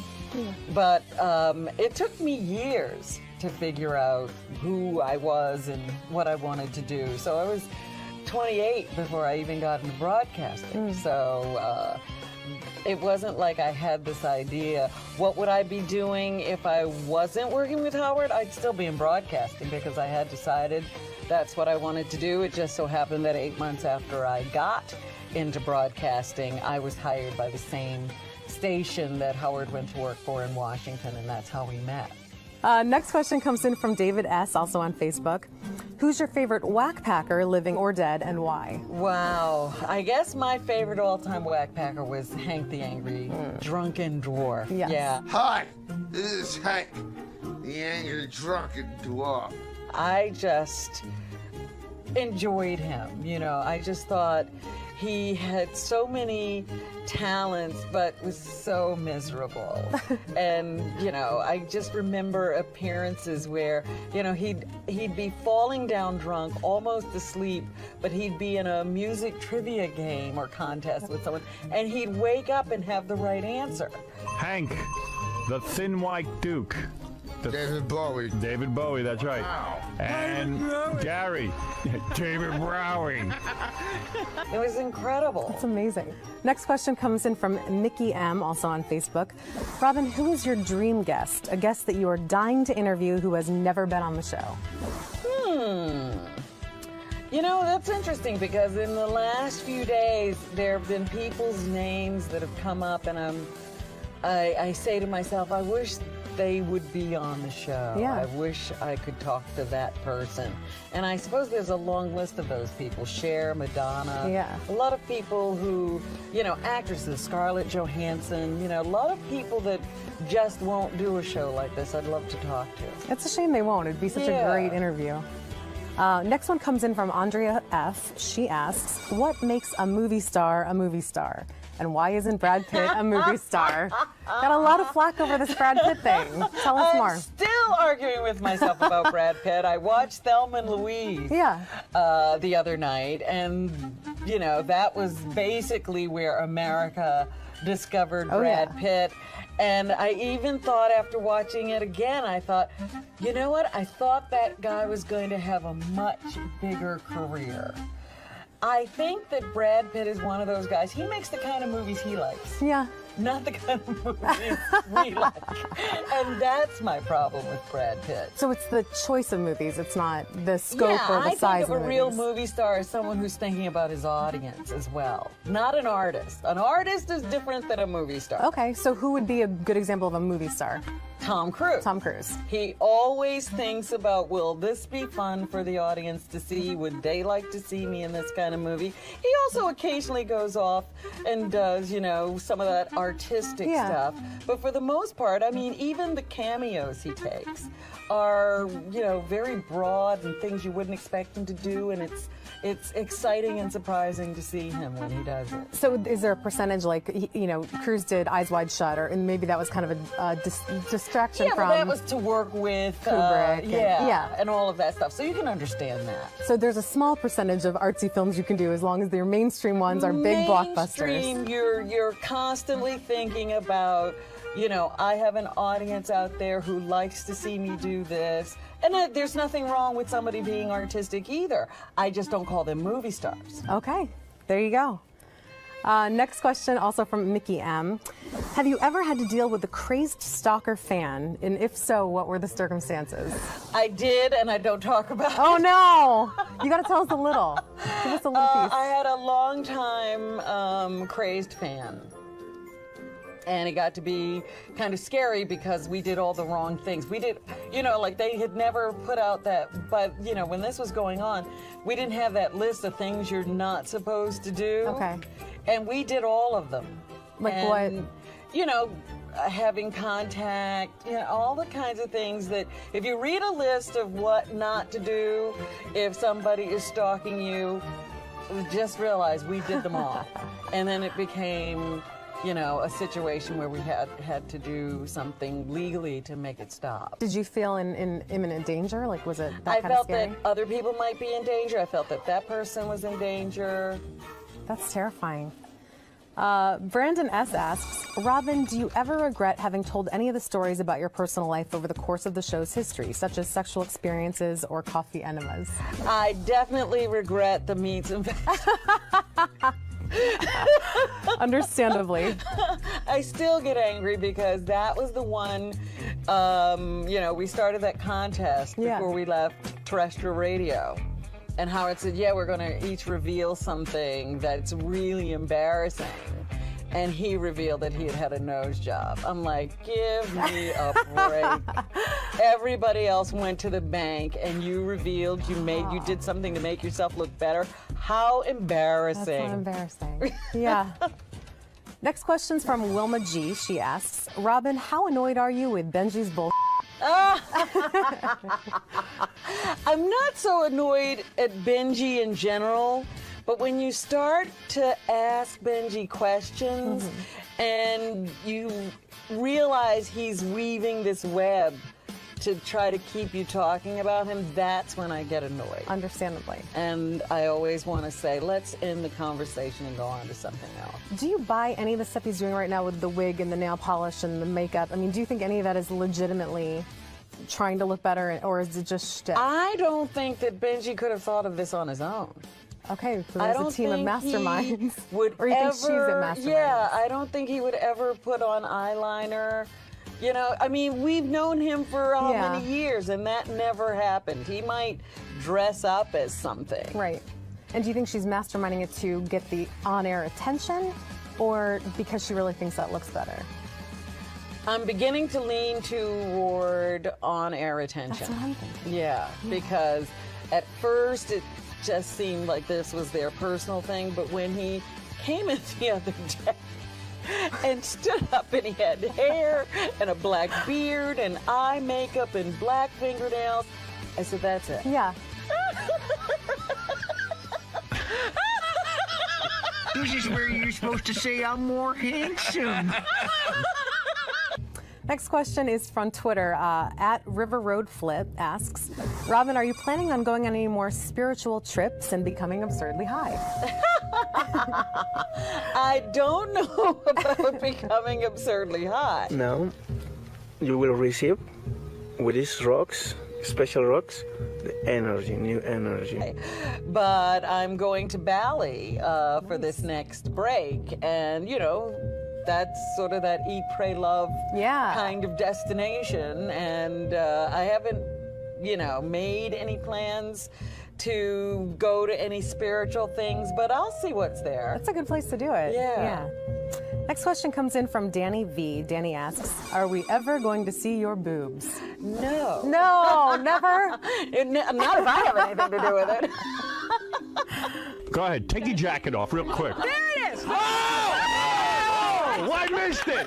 Next question is from Cindy W. Cindy asks, are you being authentic when you laugh at everything Howard says? Yes, I don't fake laugh. You're just a happy person. I do, and a lot of times when people meet me in person, they say, oh, you do laugh all the time. Yeah, that's just the way I am. I'm looking for the fun. I think that's fantastic. Yeah. I wish more people laughed all the time. I do too. I'm getting out of here. Pat it with all of you. That's such a scream. You guys are why is that funny? Fred, what's going on here? I'm not sure. Yeah. Weird reaction, right? This is odd, isn't it? Am I in the middle of something odd? You know, I mean, we all get a little crazy about things sometimes. This is one of those moments I'm not sure. Is Robin nuts right now? Or am I misreading this? Is this funny? To put it simply, yes, she's nuts right now. Okay. You need help. Well, I want to thank Robin for taking the time to sit down and answer all the questions that you, the fans, submitted. Keep sending your questions in. You can tweet them, you can Facebook, you can email, you can send video submissions and actually be a part of the show. And remember, this is your show, so don't screw it up. Until next time, I'm Rachel Fine, and I hope you had a fine time. I had a fine time with you, Robin. Well, thank you. I enjoyed this. Good, I did too. Okay.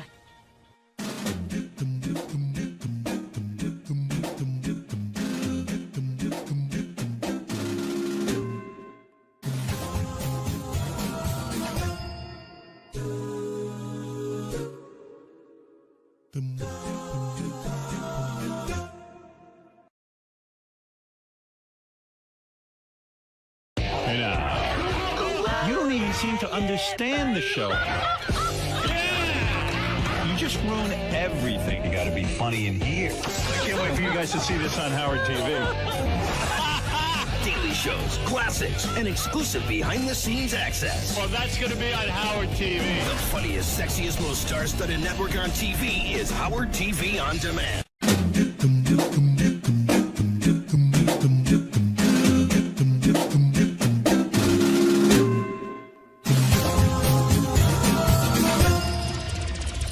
Hey Stern fans, welcome to Fine Time, a show where you, the fans, get the opportunity to ask questions and interact with your favorite Stern Show staffers, whackpackers, and celebrity superfans. I'm your host, Rachel Fine. Now, my guest today is a best-selling author, a pioneer in the world of radio. She's got one of the most recognizable and contagious laughs of all time. She is also known to masturbate with fruits and vegetables, have anal sex with complete strangers in a bathroom, and take hallucinogenic drugs while vacationing in third world countries. She is the inspiration for nearly every song parody that comes in on the show, and she's one of the few people I know who can challenge me in the boobs department. She is the queen of all media, Robin 𝗵𝗻. That was one stranger. Singular on the strangers. Fair enough. That's you've earned quite the intro. That's, oh boy. Well, we had a lot of people writing questions for you, so I'm just gonna jump into it. All right. First one comes in from Robin S. Robin asks, I'm curious to know where you envisioned your life taking you when you were back in high school. If you'd never begun working with Howard, what would you have wanted to do with your life career-wise? And how did you get hooked up with Howard? Wow. That's a mouthful. I had no vision. Really? I was just hoping to stay alive. Yeah, I just wanted to get out of high school and go to college. I never had any idea of what I wanted to be when I grew up. I mean, I'd watch TV, and as a kid, I thought I wanted to be a doctor or something like that, and that's sort of how I wound up in nursing. But it took me years to figure out who I was and what I wanted to do. So I was 28 before I even got into broadcasting. So it wasn't like I had this idea. What would I be doing if I wasn't working with Howard? I'd still be in broadcasting because I had decided that's what I wanted to do. It just so happened that 8 months after I got into broadcasting, I was hired by the same station that Howard went to work for in Washington, and that's how we met. Next question comes in from David S., also on Facebook. Who's your favorite whack-packer, living or dead, and why? Wow. I guess my favorite all-time whack-packer was Hank the Angry Drunken Dwarf. Yes. Yeah. Hi, this is Hank, the Angry Drunken Dwarf. I just enjoyed him. You know, I just thought he had so many talents, but was so miserable. And, you know, I just remember appearances where, you know, he'd be falling down drunk, almost asleep, but he'd be in a music trivia game or contest with someone, and he'd wake up and have the right answer. Hank, the Thin White Duke. David Bowie. David Bowie, that's right. And Gary, David Bowie. It was incredible. That's amazing. Next question comes in from Mickey M., also on Facebook. Robin, who is your dream guest? A guest that you are dying to interview who has never been on the show? You know, that's interesting because in the last few days, there have been people's names that have come up, and I say to myself, I wish they would be on the show. Yeah. I wish I could talk to that person. And I suppose there's a long list of those people. Cher, Madonna. Yeah. A lot of people who, you know, actresses, Scarlett Johansson, you know, a lot of people that just won't do a show like this I'd love to talk to. It's a shame they won't. It'd be such a great interview. Next one comes in from Andrea F. She asks, what makes a movie star a movie star? And why isn't Brad Pitt a movie star? Got a lot of flack over this Brad Pitt thing. Tell us more. I'm still arguing with myself about Brad Pitt. I watched 𝗏𝗏 and Louise the other night, and, you know, that was basically where America discovered Brad Pitt. And I even thought after watching it again, I thought, you know what? I thought that guy was going to have a much bigger career. I think that Brad Pitt is one of those guys. He makes the kind of movies he likes. Yeah. Not the kind of movies we like. And that's my problem with Brad Pitt. So it's the choice of movies. It's not the scope or the size of movies. I think of a real movie star as someone who's thinking about his audience as well. Not an artist. An artist is different than a movie star. Okay, so who would be a good example of a movie star? Tom Cruise. Tom Cruise. He always thinks about, will this be fun for the audience to see? Would they like to see me in this kind of movie? He also occasionally goes off and does, you know, some of that artistic stuff. But for the most part, I mean, even the cameos he takes are, you know, very broad and things you wouldn't expect him to do, and it's exciting and surprising to see him when he does it. So is there a percentage, like, you know, Cruise did Eyes Wide Shut, and maybe that was kind of a distraction from... Yeah, but that was to work with Kubrick. And all of that stuff, so you can understand that. So there's a small percentage of artsy films you can do as long as your mainstream ones are big blockbusters. Mainstream, you're constantly thinking about, you know, I have an audience out there who likes to see me do this. And there's nothing wrong with somebody being artistic either. I just don't call them movie stars. Okay, there you go. Next question, also from Mickey M. Have you ever had to deal with a crazed stalker fan? And if so, what were the circumstances? I did, and I don't talk about it. Oh, no. You got to tell us a little. Give us a little piece. I had a long-time crazed fan. And it got to be kind of scary because we did all the wrong things. We did, you know, like they had never put out that, but, you know, when this was going on, we didn't have that list of things you're not supposed to do. Okay. And we did all of them. Like what? You know, having contact, all the kinds of things that if you read a list of what not to do if somebody is stalking you, just realize we did them all.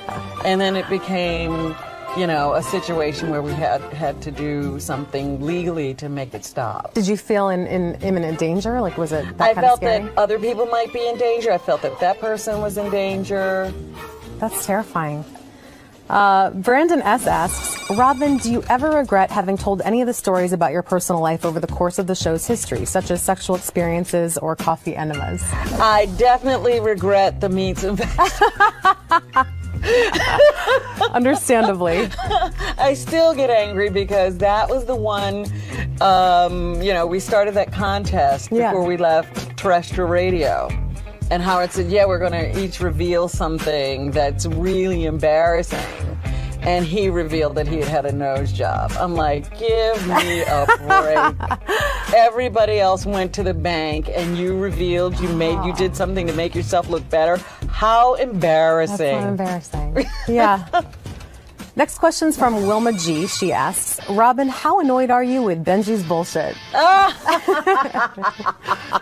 I'm not so annoyed at Benji in general, but when you start to ask Benji questions and you realize he's weaving this web to try to keep you talking about him, that's when I get annoyed. Understandably. And I always want to say, let's end the conversation and go on to something else. Do you buy any of the stuff he's doing right now with the wig and the nail polish and the makeup? I mean, do you think any of that is legitimately trying to look better, or is it just shtick? I don't think that Benji could have thought of this on his own.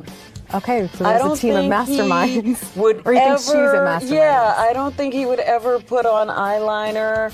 We've known him for how many years, and that never happened. He might dress up as something. Right. And do you think she's masterminding it to get the on-air attention, or because she really thinks that looks better? I'm beginning to lean toward on-air attention. That's what I'm thinking. Yeah, because at first it just seemed like this was their personal thing, but when he came in the other day and stood up and he had hair and a black beard and eye makeup and black fingernails, I said, that's it. Yeah. This is where you're supposed to say I'm more handsome. Next question is from Twitter. At River Road Flip asks, Robin, are you planning on going on any more spiritual trips and becoming absurdly high? I don't know about becoming absurdly high. Now, you will receive with these rocks, special rocks, the energy, new energy. But I'm going to Bali for this next break, and that's sort of that eat, pray, love kind of destination, and I haven't, made any plans to go to any spiritual things, but I'll see what's there. That's a good place to do it. Yeah. Next question comes in from Danny V. Danny asks, are we ever going to see your boobs? No. No, never? Not if I have anything to do with it. Go ahead, take your jacket off real quick. There it is! Oh, I missed it! Next question is from Cindy W. Cindy asks, are you being authentic when you laugh at everything Howard says? Yes, I don't fake laugh. You're just a happy person. I do, and a lot of times when people meet me in person, they say, oh, you do laugh all the time. Yeah, that's just the way I am. I'm looking for the fun. I think that's fantastic. I wish more people laughed all the time. I do too. I'm getting out of here. Pat it with all of you. That's such a scream. You guys are. Why is that funny? Fred, what's going on here? I'm not sure. Yeah. Weird reaction, right? This is odd, isn't it? Am I in the middle of something odd? We all get a little crazy about things sometimes. This is one of those moments I'm not sure. Is Robin nuts right now? Or am I misreading this? Is this funny? To put it simply, yes, she's nuts right now. Okay. You need help. Well, I want to thank Robin for taking the time to sit down and answer all the questions that you, the fans, submitted. Keep sending your questions in. You can tweet them, you can Facebook, you can email, you can send video submissions and actually be a part of the show. And remember, this is your show, so don't screw it up. Until next time, I'm Rachel Fine, and I hope you had a fine time.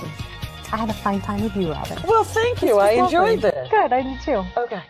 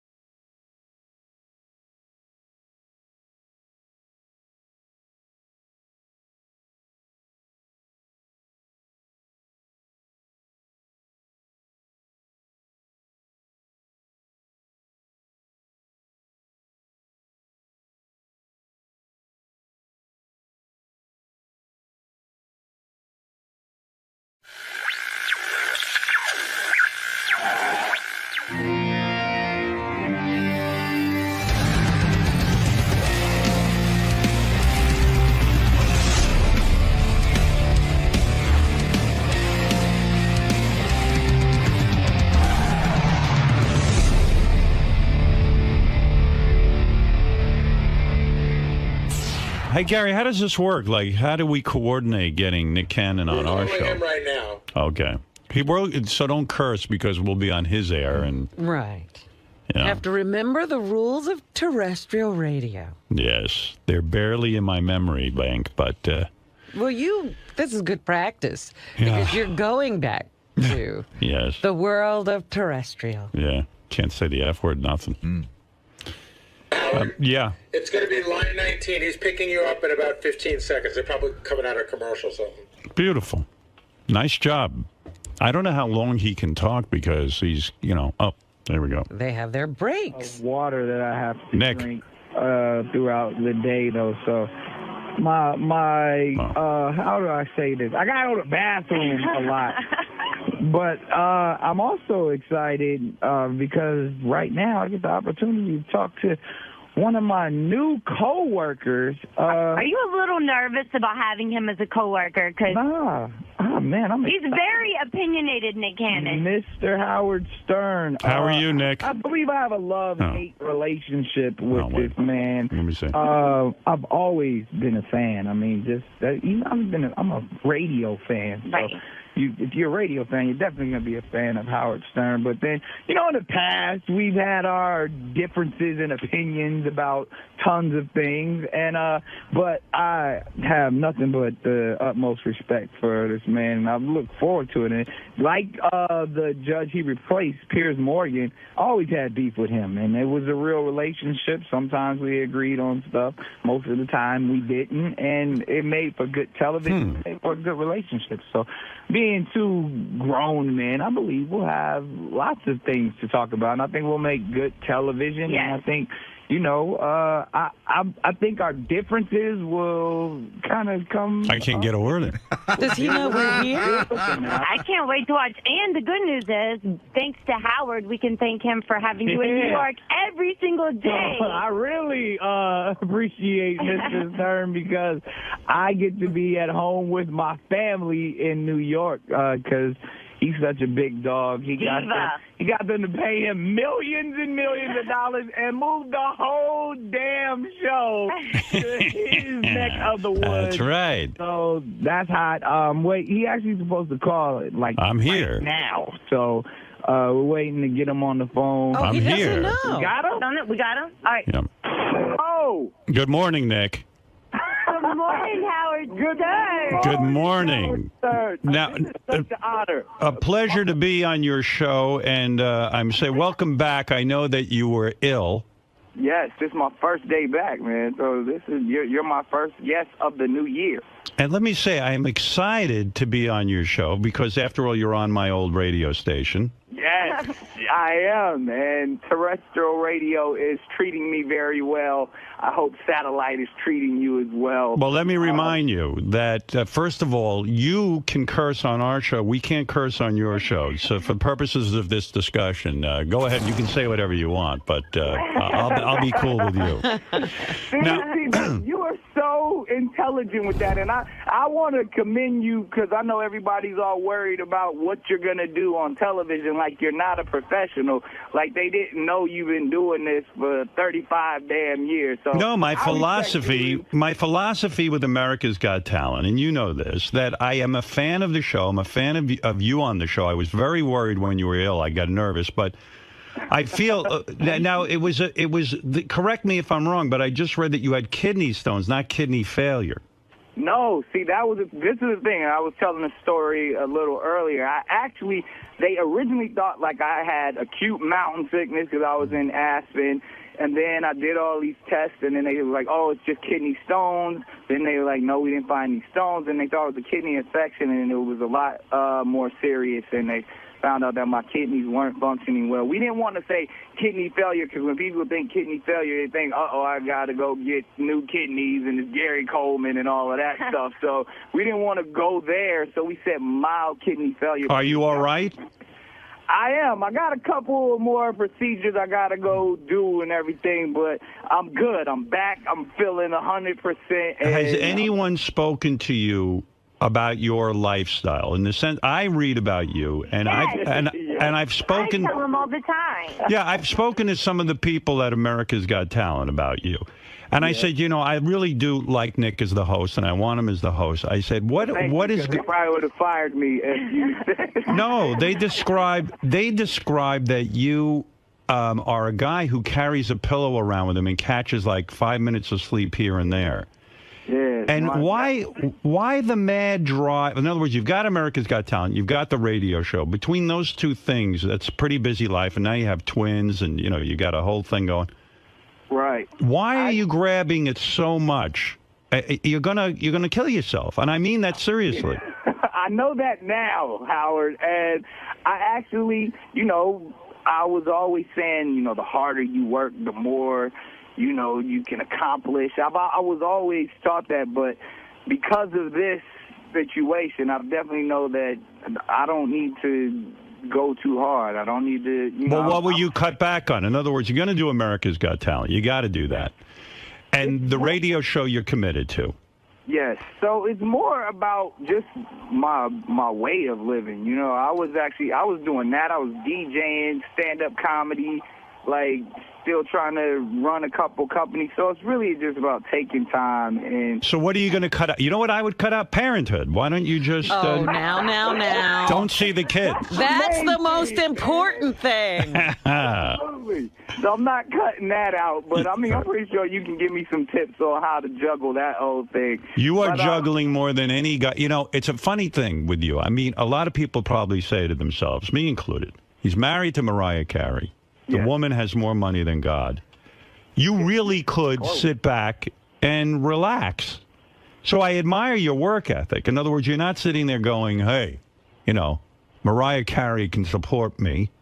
You're not saying that. I would be a punk if I did that. Right. I admire that. I admire that. But to take on 20 jobs, a lot of my Jamaican friends will do this. They take on 20 jobs. But now, Howard, you're his new coworker, and he gave me a hard time because I emailed him when he was in the hospital. Did you call him? Not one damn time. Did Howard call him? I'm a fan of the Stern Show. How would I call him? He was concerned. Did you call him and say, Nick, I don't know. I don't have any relationship with Nick. I mean, I expect that we'll form one when we work together. Right. Now, tell me what the schedule... Robin, let's ask Robin. Robin, if Howard Stern went into the hospital for over 2 weeks for almost a fatal situation, wouldn't you at least call him? Oh, absolutely. I'd be there. Robin! Oh, my goodness, girl. Have off my back. I emailed him. He needs his rest. He never. Oh, that's cruel. Him in the hospital. People say I'm cold. You're cold. I'd be there sleeping on the floor. Robin would be straddling me. My wife. I'd become his nurse. Robin would be straddling me if I was in the hospital with a. Hey, Mariah, is it okay if I straddle you in the hospital? Yes. You know she gonna whoop your ass. No, she knows I'm joking. Robin said it, not me. By the way, you know, now that I'm on this America's Got Talent, there was a tabloid report where they were saying I tweeted out a terrible thing about Mariah Carey, and we're having this whole war. And I just want to go on record in front of Nick and say I never have done that. I don't Never even said whatever they quoted him as saying. Oh, I said it. I never called Mariah Carey a bitch. I don't know where that came from. I don't talk that way. Yeah, no, it wasn't that. I remember what it was because when when I first started this show, because obviously you used to be on this frequency, and yes, you said that if I was going to be successful here, I was going to have to talk about certain things, and we got a little lewd, and you know. And we went there, and then I think at the time you had seen a video or a picture of my wife where you thought she had put on some weight, and I thought that was very rude and disrespectful. So as probably was. Yeah. I was like, hey, I'm going to have to whoop Howard Stern's ass when I see him. Listen, I'm ready to take my whooping. Hey, well, now my kidneys ain't working right, so I got to get back in shape. He's ready to take you on now. Are you kidding? Yeah, as long as you're ill, I can take you on. I might be able to last 5 minutes in the fight if you are sick. Yeah, you got to let me get back in shape. I still need a couple more. I understand. I'm not letting you get back in shape. But Nick, you know, listen, I am looking forward to this. I have so many questions. I mean, I don't even understand the schedule when we're going to probably meet in Los Angeles. I guess is our first time when we go to do the initial show, the tapings. Right. I was actually having questions for you. I mean, we have the Howard TV guys here. And I was asking them, like, are they traveling with you, or are we doing? Because sometimes our shows are going to be, like, in the middle of the week. And I know I got to get up early as hell to do my radio show, especially on the West Coast. No, I worked out my schedule that I'm taking off the weeks that we travel, you know, or taking off at least a few days. I need your agent. No. Well, because I don't want to end up with kidney failure. Right. Exactly. I could not, I'll go on record, I could not do your schedule and have the pressures of 2 young children at home. I don't know how you're doing it. And we didn't even talk about the sitcom. Yeah, I mean, it's crazy. And you know, to me, you know, I can't wait to ask you stuff like when you and Mariah, because she's so famous. Right. When you guys go and buy a house. Uh-huh. Like, how do you work out? Do you pay, do you guys have an arrangement where you each pay half? It all depends. It depends, like in New York, that's her house. Right. I stay in her apartment. But in L.A., where, you know, I'm originally from the West Coast, you know, we split the bills, and, you know, that's the thing, like, I'm looking for, I want to buy an East Coast home for our family now, personally. But Nick, is it awkward?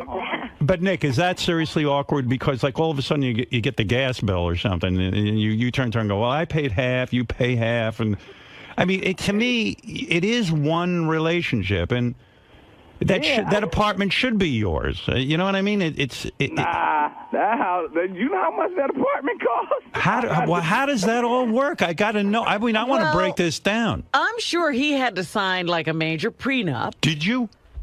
Absolutely. Why? I mean, we talked about this on the show before with Sarah Lee and I. I believe when 2 people come into a relationship, I mean, I had a little bit of paper. I wasn't broke. I wasn't. Right. You know. No, I mean, you make a good living. Yeah, so I came in with what I had, and, you know, and she came in with what she had, and it was like, you know, if in case I don't believe in divorce. Right. If it did happen, It's not going to happen. Yeah, we would do what we would have to do. He keeps working like that. It's going to happen. Nah, because I work hard at home first. I'm daddy and husband first. When are you ever home, though? When are you? When is Nick ever home? Nick, when are you ever home? You're barely home. I have been home recently. In the bed. Well, yeah, because you're ill. No, honestly, honestly, we travel together. I mean, it's actually been really beautiful. I mean, How often am I going to hang with Mariah? Like, what? Like, I assume. Does she come to the set? Show, though. Never. She never comes to the set?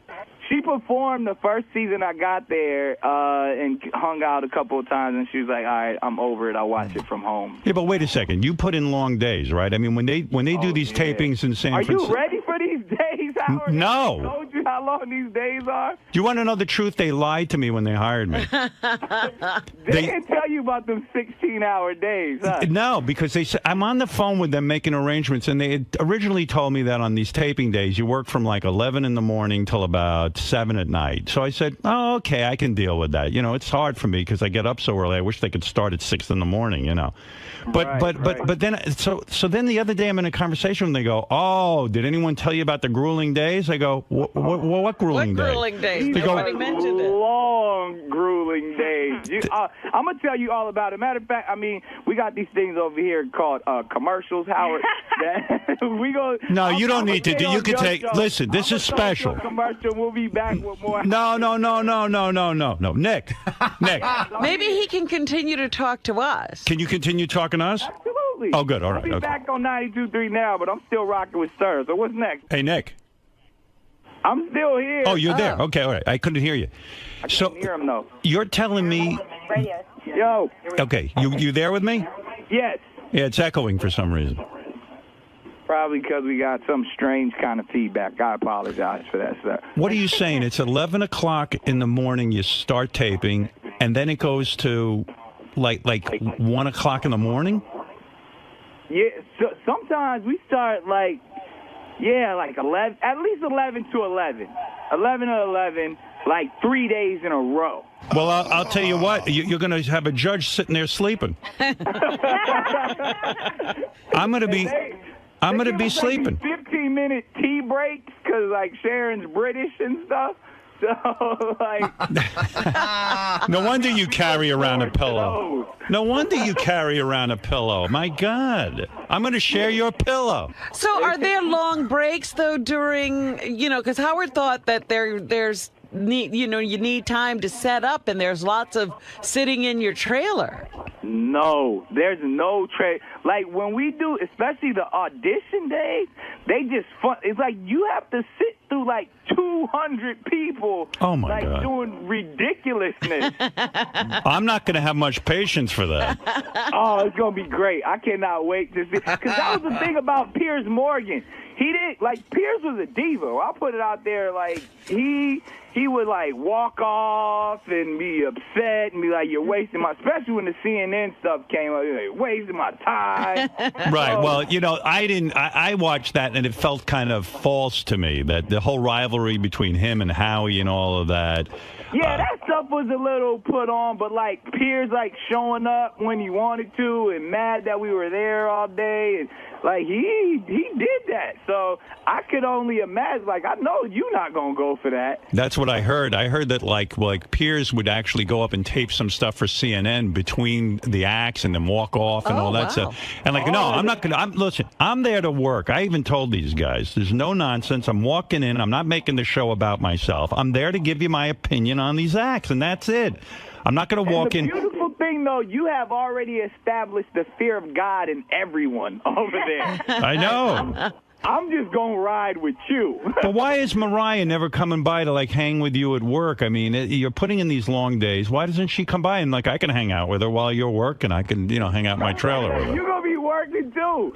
But, no, honestly, well, because in the cities when we travel, obviously because we're traveling. But when I was in L.A., she would be in New York a lot of times. So maybe now that the show, since you moved the show to New York, we might be able to get a Mariah Carey appearance. Now, you're happy about the show moving to New York because now I mean, how were you doing the radio show? You would get up at 1 in the morning and start at 3 in the morning?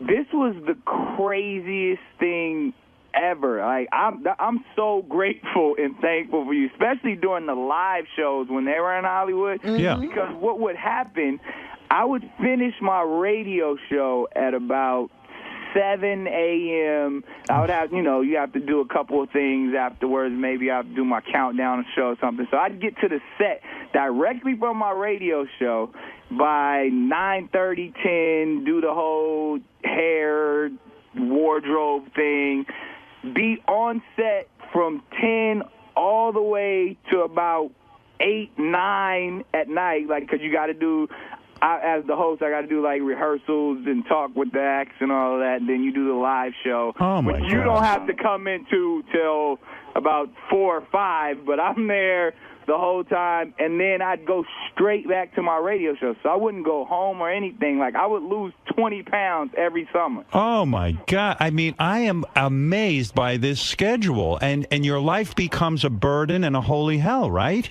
Yeah, so I'm grateful for you. Like, you have saved my family and my life. Yeah, I mean, seriously, that's got to affect the marriage. When I don't see my wife for a while, it gets weird. You know what I mean? If you're working those amount of hours and you're coming home grumpy, there's no friggin' way you can hold on to a marriage. Well, the beautiful thing, how it usually works, like I said, Mariah normally would be on the East Coast, and America's Got Talent is only the first part of the week. So the second part of the week, I would go back to New York, and it would just be us. So, and then when you would go back to New York, you're busy trying to catch up on sleep, right? Well, that's where the good times happen, Howard. Not really. I mean, you got to be exhausted. Nah, come on, man. I'm still young and very viral. I get it in. By the way, when you got married, yes, you gave up an incredible sex life. This guy, Nick. What are you talking about? He has dated the laundry list of women he's dated. Your research. Oh my God! It's something. I didn't know he was up to all that. Nick, talk about, first of all, when he married Mariah Carey, he was engaged for. He was going out with her for 6 weeks, and then he got engaged. I know. I remember the televised engagement. Right. Do you think that was a craziness, Nick, to get engaged that quick? I'm sorry. What was the last thing? Was that craziness, getting engaged that quick? 6 weeks. Absolutely. I mean, celebrities, we're a little crazy. Do crazy, impulsive things, but I had always been a huge Mariah Carey fan, and it was like a love at first sight thing, and we just hit it off. We said, let's rock with it. Let's see what happens. But you got engaged to this Victoria's Secret model after knowing her for 6 weeks as well. It's a pattern. Yeah, that's the one I'm talking about, where you asked her to marry you on TV. Right. Yeah, but that wasn't 6 weeks. Wasn't that a little long? No, it was you proposed on a Times Square Jumbotron 6 weeks after meeting the Victoria's Secret model, Salida Eban. I did do that. Yeah. Yeah, I mean, it was a Victoria's Secret model. Hey, you're a man. You got to do it. Exactly. I think I'm in love with being in love. I'm one of those hopeless romantics. So. Do you miss that? Nah, not anymore. I mean, I got my soulmate, the dream girl that I've always ever wanted. Like, I don't feel like there's anyone I could go up from Mariah Carey. That's perfect. I've been in love with her since I was a kid. Do you guys ever make love and have her music on the turntable? Oh, absolutely. You do? Yeah. Would she ever sing to you during sex? Yes. I would love that. Oh, my goodness. See, I think that's fantastic. Absolutely. You're saying Mariah will start to sing. Married to Mariah Carey. And Mariah will start to sing during your sexual activities. When I'm doing a good job. Good Lord. Does she sing a new song? Does she sing Hero or she writes something spontaneously? Yo, I ain't got hero yet. You're working your way up to hero. Exactly. I need to put in some more work. So, Wow. all right, I think we get ready. We can come back on my show right now. Good. too, All right. All right. Go ahead. I mean, I like this. This is good. This is like double rate. Have you? I mean, in all your 30 some odd years of radio, have you ever done this before? Nick, I've done it all. I know you have. Yes. No, I've Now, done you know this. I'm a huge fan of the show too. Right? Thank you. No, I love that. And by the way, when you got ill, I seriously debated not doing the show because I said, if he isn't the host. He needed you. I He said, that. I need this guy to get better. You do an excellent, excellent job. Oh, well, thank you very much. I mean, I know you always made fun of me, like, what do you always say? I say, America have voted. Yes. I'll put on my black voice. Well, you put on a little bit of street for me, but because I know you. You've been in show business since what, like 9? Not 9. Well, I've been doing stand-up since I was probably like 15. And your dad is a TV like a televangelist, right? Yeah, he started like in North Carolina. He was a public access dude. And he would go on TV and preach the gospel? He preached the gospel, and he would let me open up with and do like a couple of Jesus jokes before he went on and stuff, and that kind of started my whole career. Are you close with him? Yeah, absolutely. My pop, and he's still doing his thing. He does the circuit. He does evangelical work and all that type of stuff. Are you a real believer? Absolutely. Here we go. We're coming back. We're coming back, Howard. Speaking of believing, we coming in live now. We're still entering up. We're 92.3 now, rolling with Nick Cannon, and I am on the air live. Well, let me recap. Howard Stern, thank you for being on my show and allowing me to be on your show. Nick, let me recap. We've been on my radio show while you've been in commercial. Let me review what I've learned during the commercial. All right, number 1. This was amazing. Mariah Carey sings to Nick during lovemaking. Yeah. Only when I'm doing it well. She has never. Not hero yet. He's working his way up to hero. Yeah. Which is the real, creme de la creme of lovemaking. Exactly. People don't know this about you, but you lost your virginity when you were 13 years old. Yes, I did. I mean, my listeners know that because I talk about it all the time about how, I cried. The girl made fun of me. It was the worst ever. And made fun of you because you were bad at it. Yes, I was horrible at it. She said it was actually at church. We were just talking about me being the son of a preacher man, and it happened at a church lock-in, and everyone laughed at me. Horrible. And from that day, I vowed no one would ever make fun of the canon. So when you a church lock-in, what's that? What is a church lock-in? That sounds horrible. Church lock-in is no. No. When you live in an urban community, like there's a lot of stuff going on at night, so they try to keep all the youth in the late night. So they have these things where, like in the gymnasium, it's like a lock-in where they, have like games and stuff. It's supposed to be like you play like Jesus games. And no wonder you don't want to stay home. Having sex and stuff at church. Right. So this was an effort to keep you harnessed. Yes. Right. And so they locked you up. So one would think you hate religion because your parents were so involved in it and they pushed you into it and then they locked you up and kept you tame.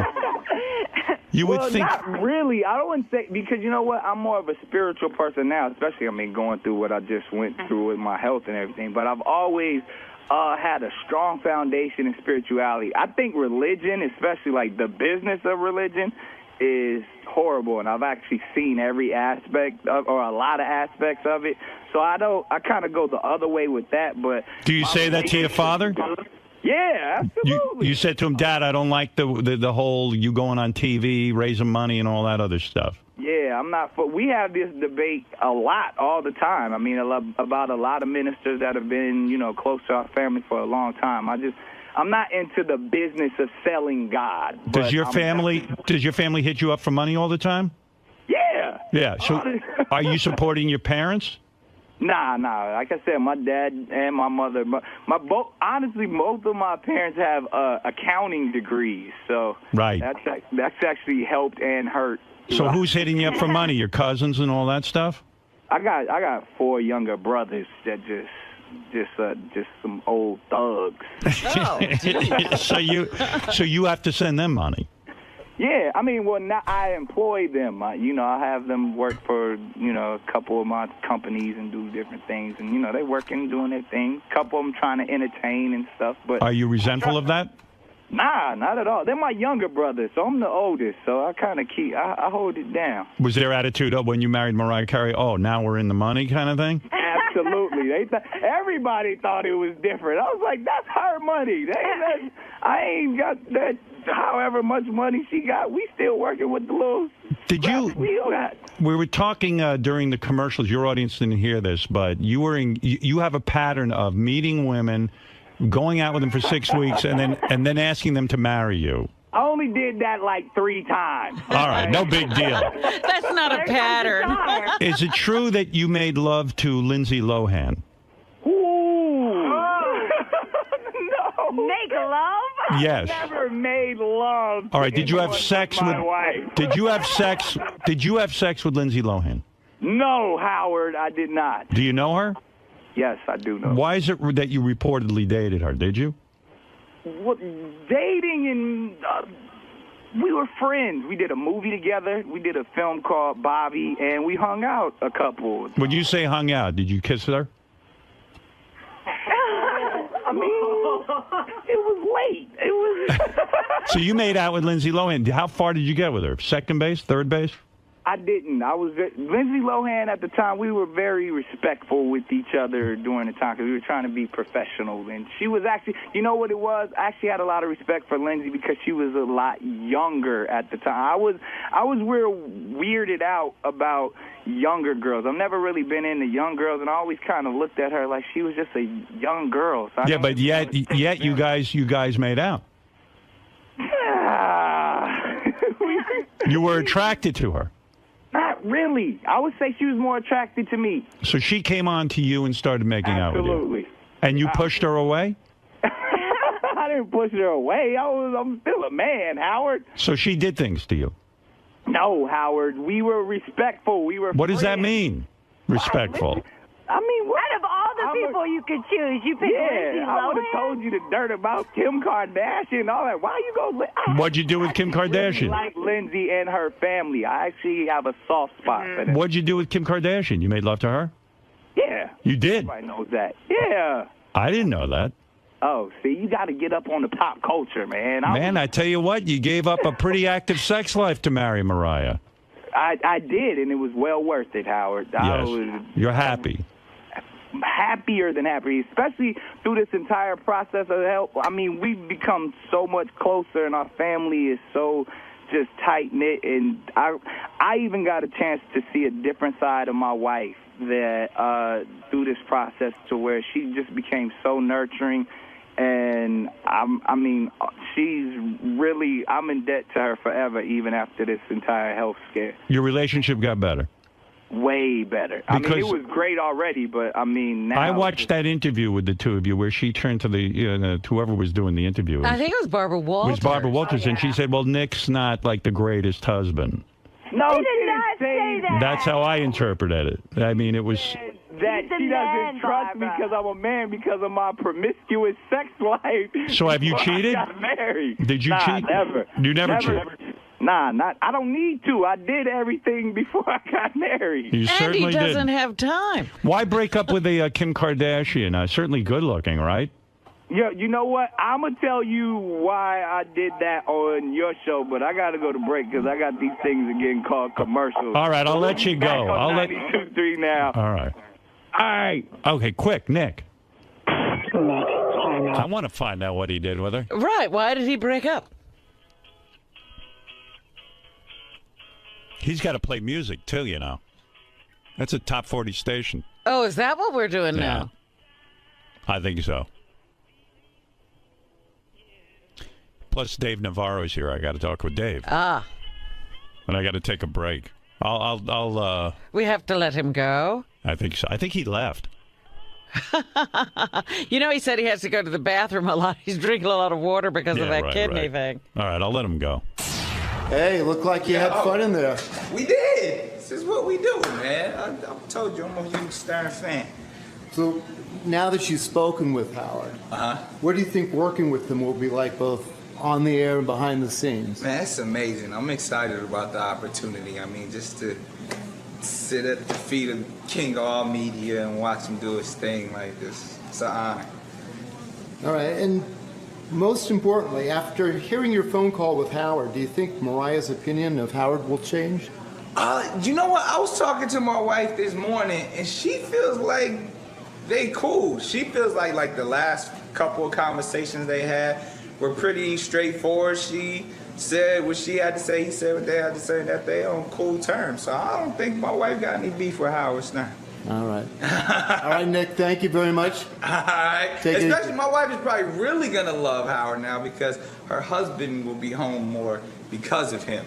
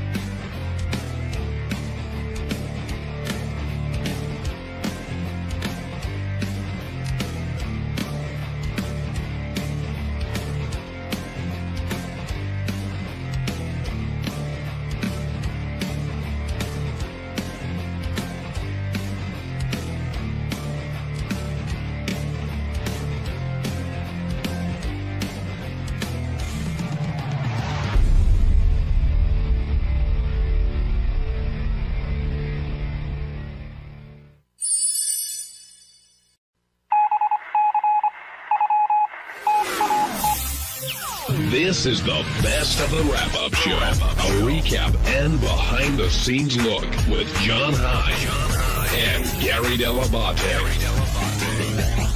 The best of the wrap-up show begins now. Hey, I'm Gary 𝗏𝗏𝗏𝗏. On Monday's wrap-up show, we talked about a ton of stuff. We talked about 𝗏cie Handler. She talked about wanting to be famous, and we talked about whether we wanted to be famous or not. We talked about tipping. We talked about 𝗦𝗵cie𝗄𝗿𝗏, my old intern, and his girlfriend came in, and they're swingers, and how she wants to fuck a guy, and he's not into that. And then JD came in and discussed whether he'd be into that. We covered a wide array of subjects, and here's what happened.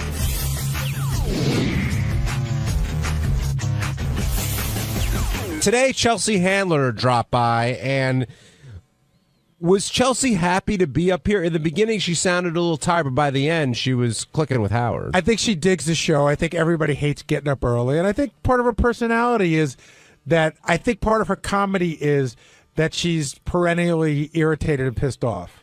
Like, that's sort of part of who she is. And Howard loves that. Right. Yeah, he loves talking to someone who's as pissed off as he is about a lot of different things. And willing to talk about it. Right. And name names. Right. And which they did. The first thing I thought that got out was Howard's old college pal, Ted. 𝗏cie didn't hesitate to talk about him at all. Right. And they quickly bonded over that. Howard is never like Ted. Ted is like a thorn in Howard's side. And every time he got more and more successful, it used to irritate the shit out of Howard. You know, he came on our show once. And how'd that go? It wasn't as much fun as making fun of him. And I don't make fun of him. I'm saying for Howard, it probably wasn't as much fun as goofing on him. Now, why is being famous so important to 𝗏cie? I don't know. I mean, she sort of said that it's something that she always dreamt of doing, that she wanted to do. I liked when she talked more about how you think that when you get famous, you can really rub it in everybody's faces, and it's not nearly as much fun as you would think it would be. Well, that's what Howard said when he ran into, you know, Right. he felt sad more than actually, hey, Right. it's time to gloat. But is being famous important to you? I'd be lying if I said on some level it wasn't. I mean, when I was in college, I thought that I had a chance to sort of be recognizable, and I liked the idea of it, and I like it. I enjoy it. How about you, Benji? I think the perks, not, you know, I'm famous to a level, to like someone that's like a character on a reality show, but to the perks that we get from it, I think are great. And it's also nice, like, I like the idea. I mean, it's an entree into people. It's like you feel like a little bit more connected to everyone. But the actual just being famous for being famous is not a huge turn on to me. Yeah. I always say that the best part of working on the show is being a B celebrity who works for an A celebrity, or even a D celebrity who works for an A celebrity, because you do get some cool perks. But like Howard, so almost can't utilize the perks that he gets because he's so famous. He can't, it's hard for him to go to the baseball game and sit in the stands. What did you think of Chelsea's story about waitressing and how important the tip is? First of all, I learned something today. I had no idea that they have to pay 8% tax on somebody's bill. That's crazy. Did you know that? No. I never heard that before. But I listen, I worked at TGI Fridays, and I worked with waitresses who were like Chelsea, who just went up to guys and said, really, you're not going to fucking tip me? And there were all sorts of discussions of which ethnic groups, and, like I know that I got yelled at. I was the host, and I got yelled at for seating a table of women in a waitress's section. And I go, what are you mad at? She goes, don't fucking put women in my section. They don't tip for shit.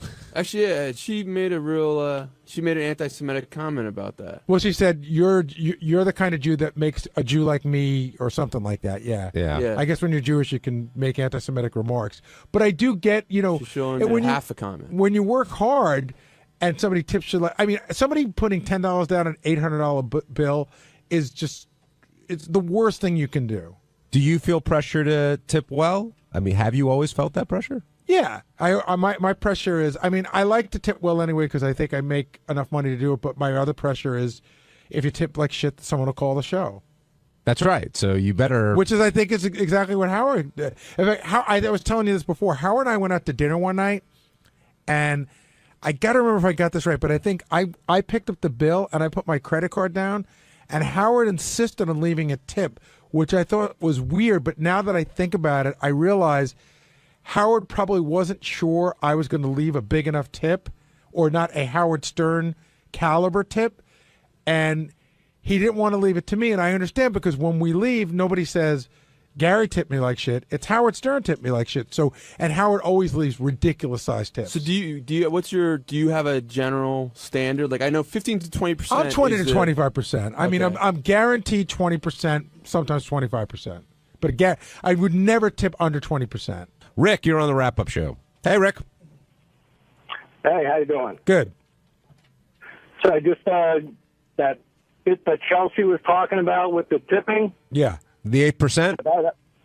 Yeah, they actually can cost the waitress money to wait on somebody. They take out a percentage of their gross sales to divvy out the bar, the hostesses, the bus, and all that. So they have to pay that no matter what. Well, wait a second. She said not. You're saying that they take out money to divvy up to everybody. She's saying she has to pay 8% tax. Is that what? I think she. No, it's not really tax. I think she just misexplained it. Right. But because on any kind of transaction that's credit card, they can trace it. So anything that isn't cash money, you have to pay on. I do know that when you work in a restaurant, you have to tip the bar backs and the bus boys and some other people. But I understand that, if you, first of all, I don't know who's going to tip 8% or less. You got to think, like, I think in the worst places you tip 10%, but that's unheard of. You never know, Gar. You never know. But moving on with Chelsea, what did you think of her explanation of her relationship with 50 Cent? It sounded like she really liked him. It sounded like she went out with him for a goof and found out that she really dug him. Yeah, and it sounded like when they broke up, they haven't spoken. I guess they get along well now, but they didn't speak to each other for a while based on what she had said to him. So why does she have the ability to fly? I mean, she's an unbelievably successful author. Her television shows are doing well. How does she get to fly under the radar? Because what are you going to find out about her that she hasn't told you in any of her books or she doesn't say on her show? I think that's a huge thing for her. And is it odd? I mean, you did it in the book you wrote. I mean, when you put so much of yourself out there, then people sort of think they know you very well, and all of that is there. And I think her and Howard bonded over that a little bit. But Howard tells everything on the radio show, yet he still gets followed a lot. True. But not Jennifer Aniston whoever it's Julia Roberts caliber. But yeah, he gets followed a lot. I understand, though, what she said. It's the best of both worlds for her. She gets all the perks and none of the shit.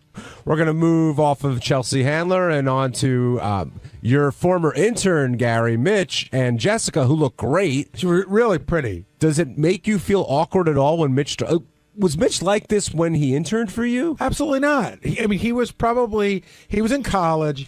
He was in his maybe 20 or 21, and he was your typical horny college kid. We talked about, chicks we thought were hot, but I don't remember him being like a sex fiend or like having like, oh, I need to do threesomes. I think he was looking for onesomes at the time. You know what I mean? Yeah. And he seems to hit the mother load with his fiance, but his fiance now wants to bring another guy in bed. And Mitch, deal breaker. Well, it doesn't seem like it's a deal breaker for Mitch.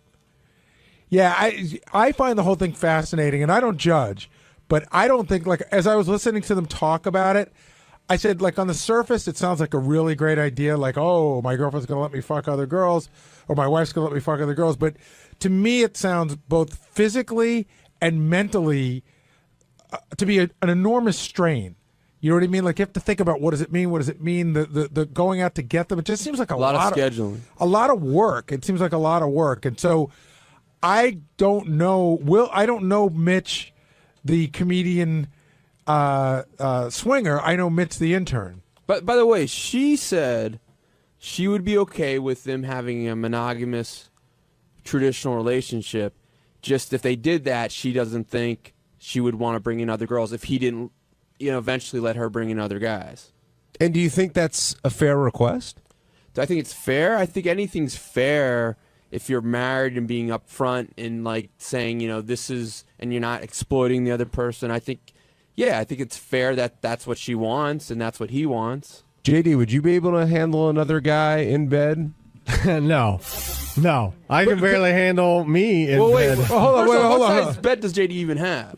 but JD, let's go to this one, right? Yes. Like, who's one of your hot girls? Like a girl that the girl that you really love.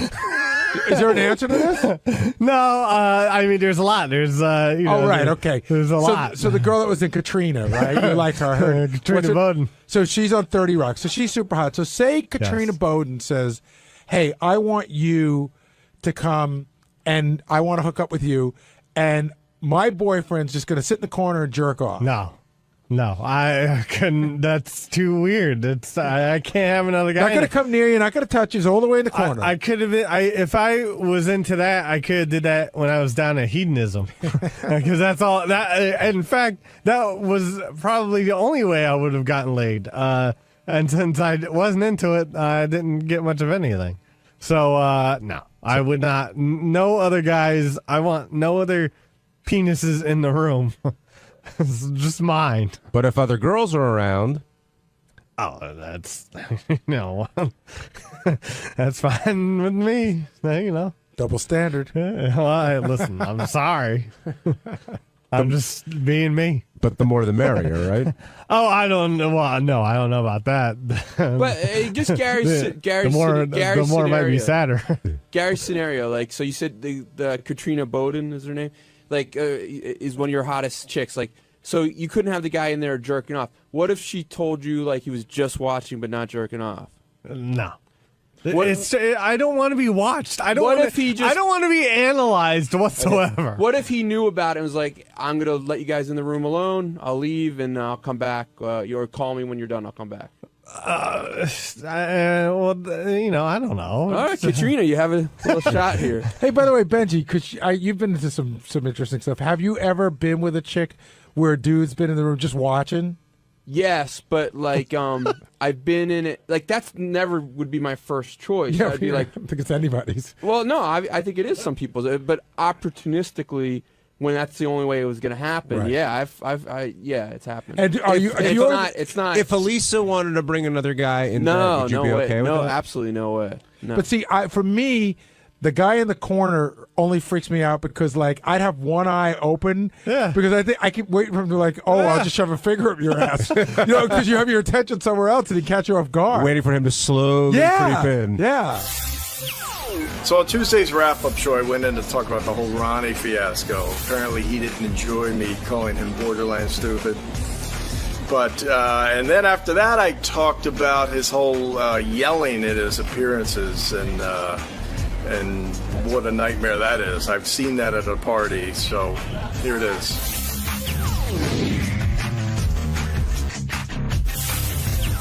Howard says he wishes he wasn't associated with one of the two Ronnie Munns that he's gotten to know, and we should get into that a little bit when Ronnie comes in here about how he really is two different people, Gary.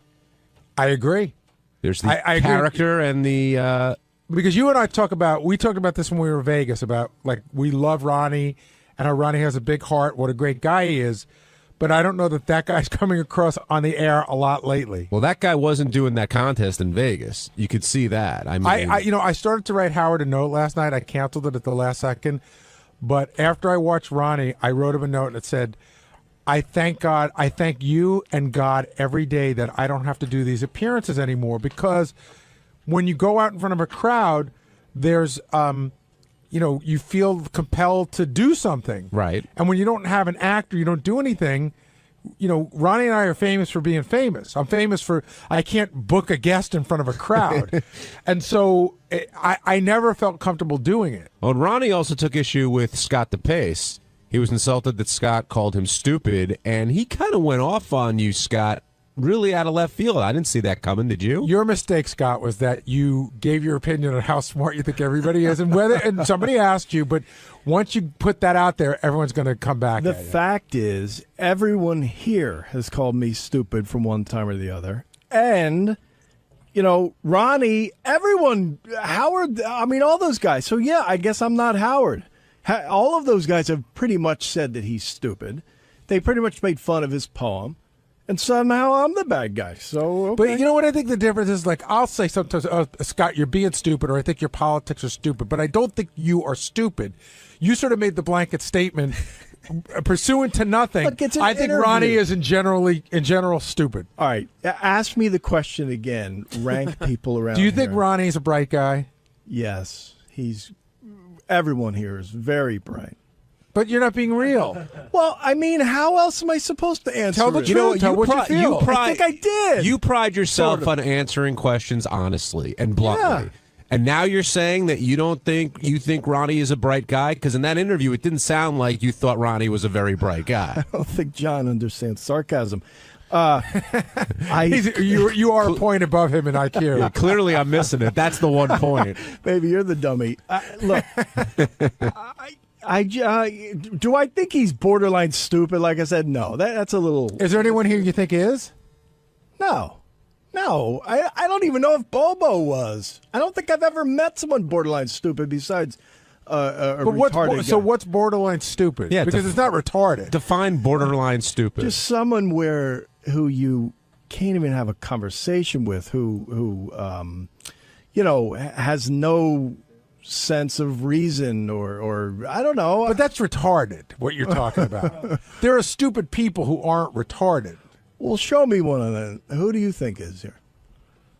I think that Sal, in some areas, can be bright, and in some areas, I think Sal lacks common sense. So that's your way of sugarcoating. No, I think I don't think Sal's stupid. I think Sal lacks book smarts, and I think he lacks common sense. On the other hand, I think sometimes he's sort of a little street smart. He's sharp in some other areas, so I don't completely discount him. But sometimes he doesn't think things through. He's brilliant at making some of those calls. That's right. Yeah, absolutely. I think I said that I think Sal is reasonably intelligent. But so maybe I should say Ronnie doesn't show or sound very intelligent, but he can drive very well. Okay. I mean, like I don't know. I made a comment and he got angry and. Do you see why Ronnie would find that comment insulting? I would say that you'd be stupid for being surprised that he's mad that you called him stupid. No, I mean my point is that everyone here has called me stupid, and Howard has basically said that he's not.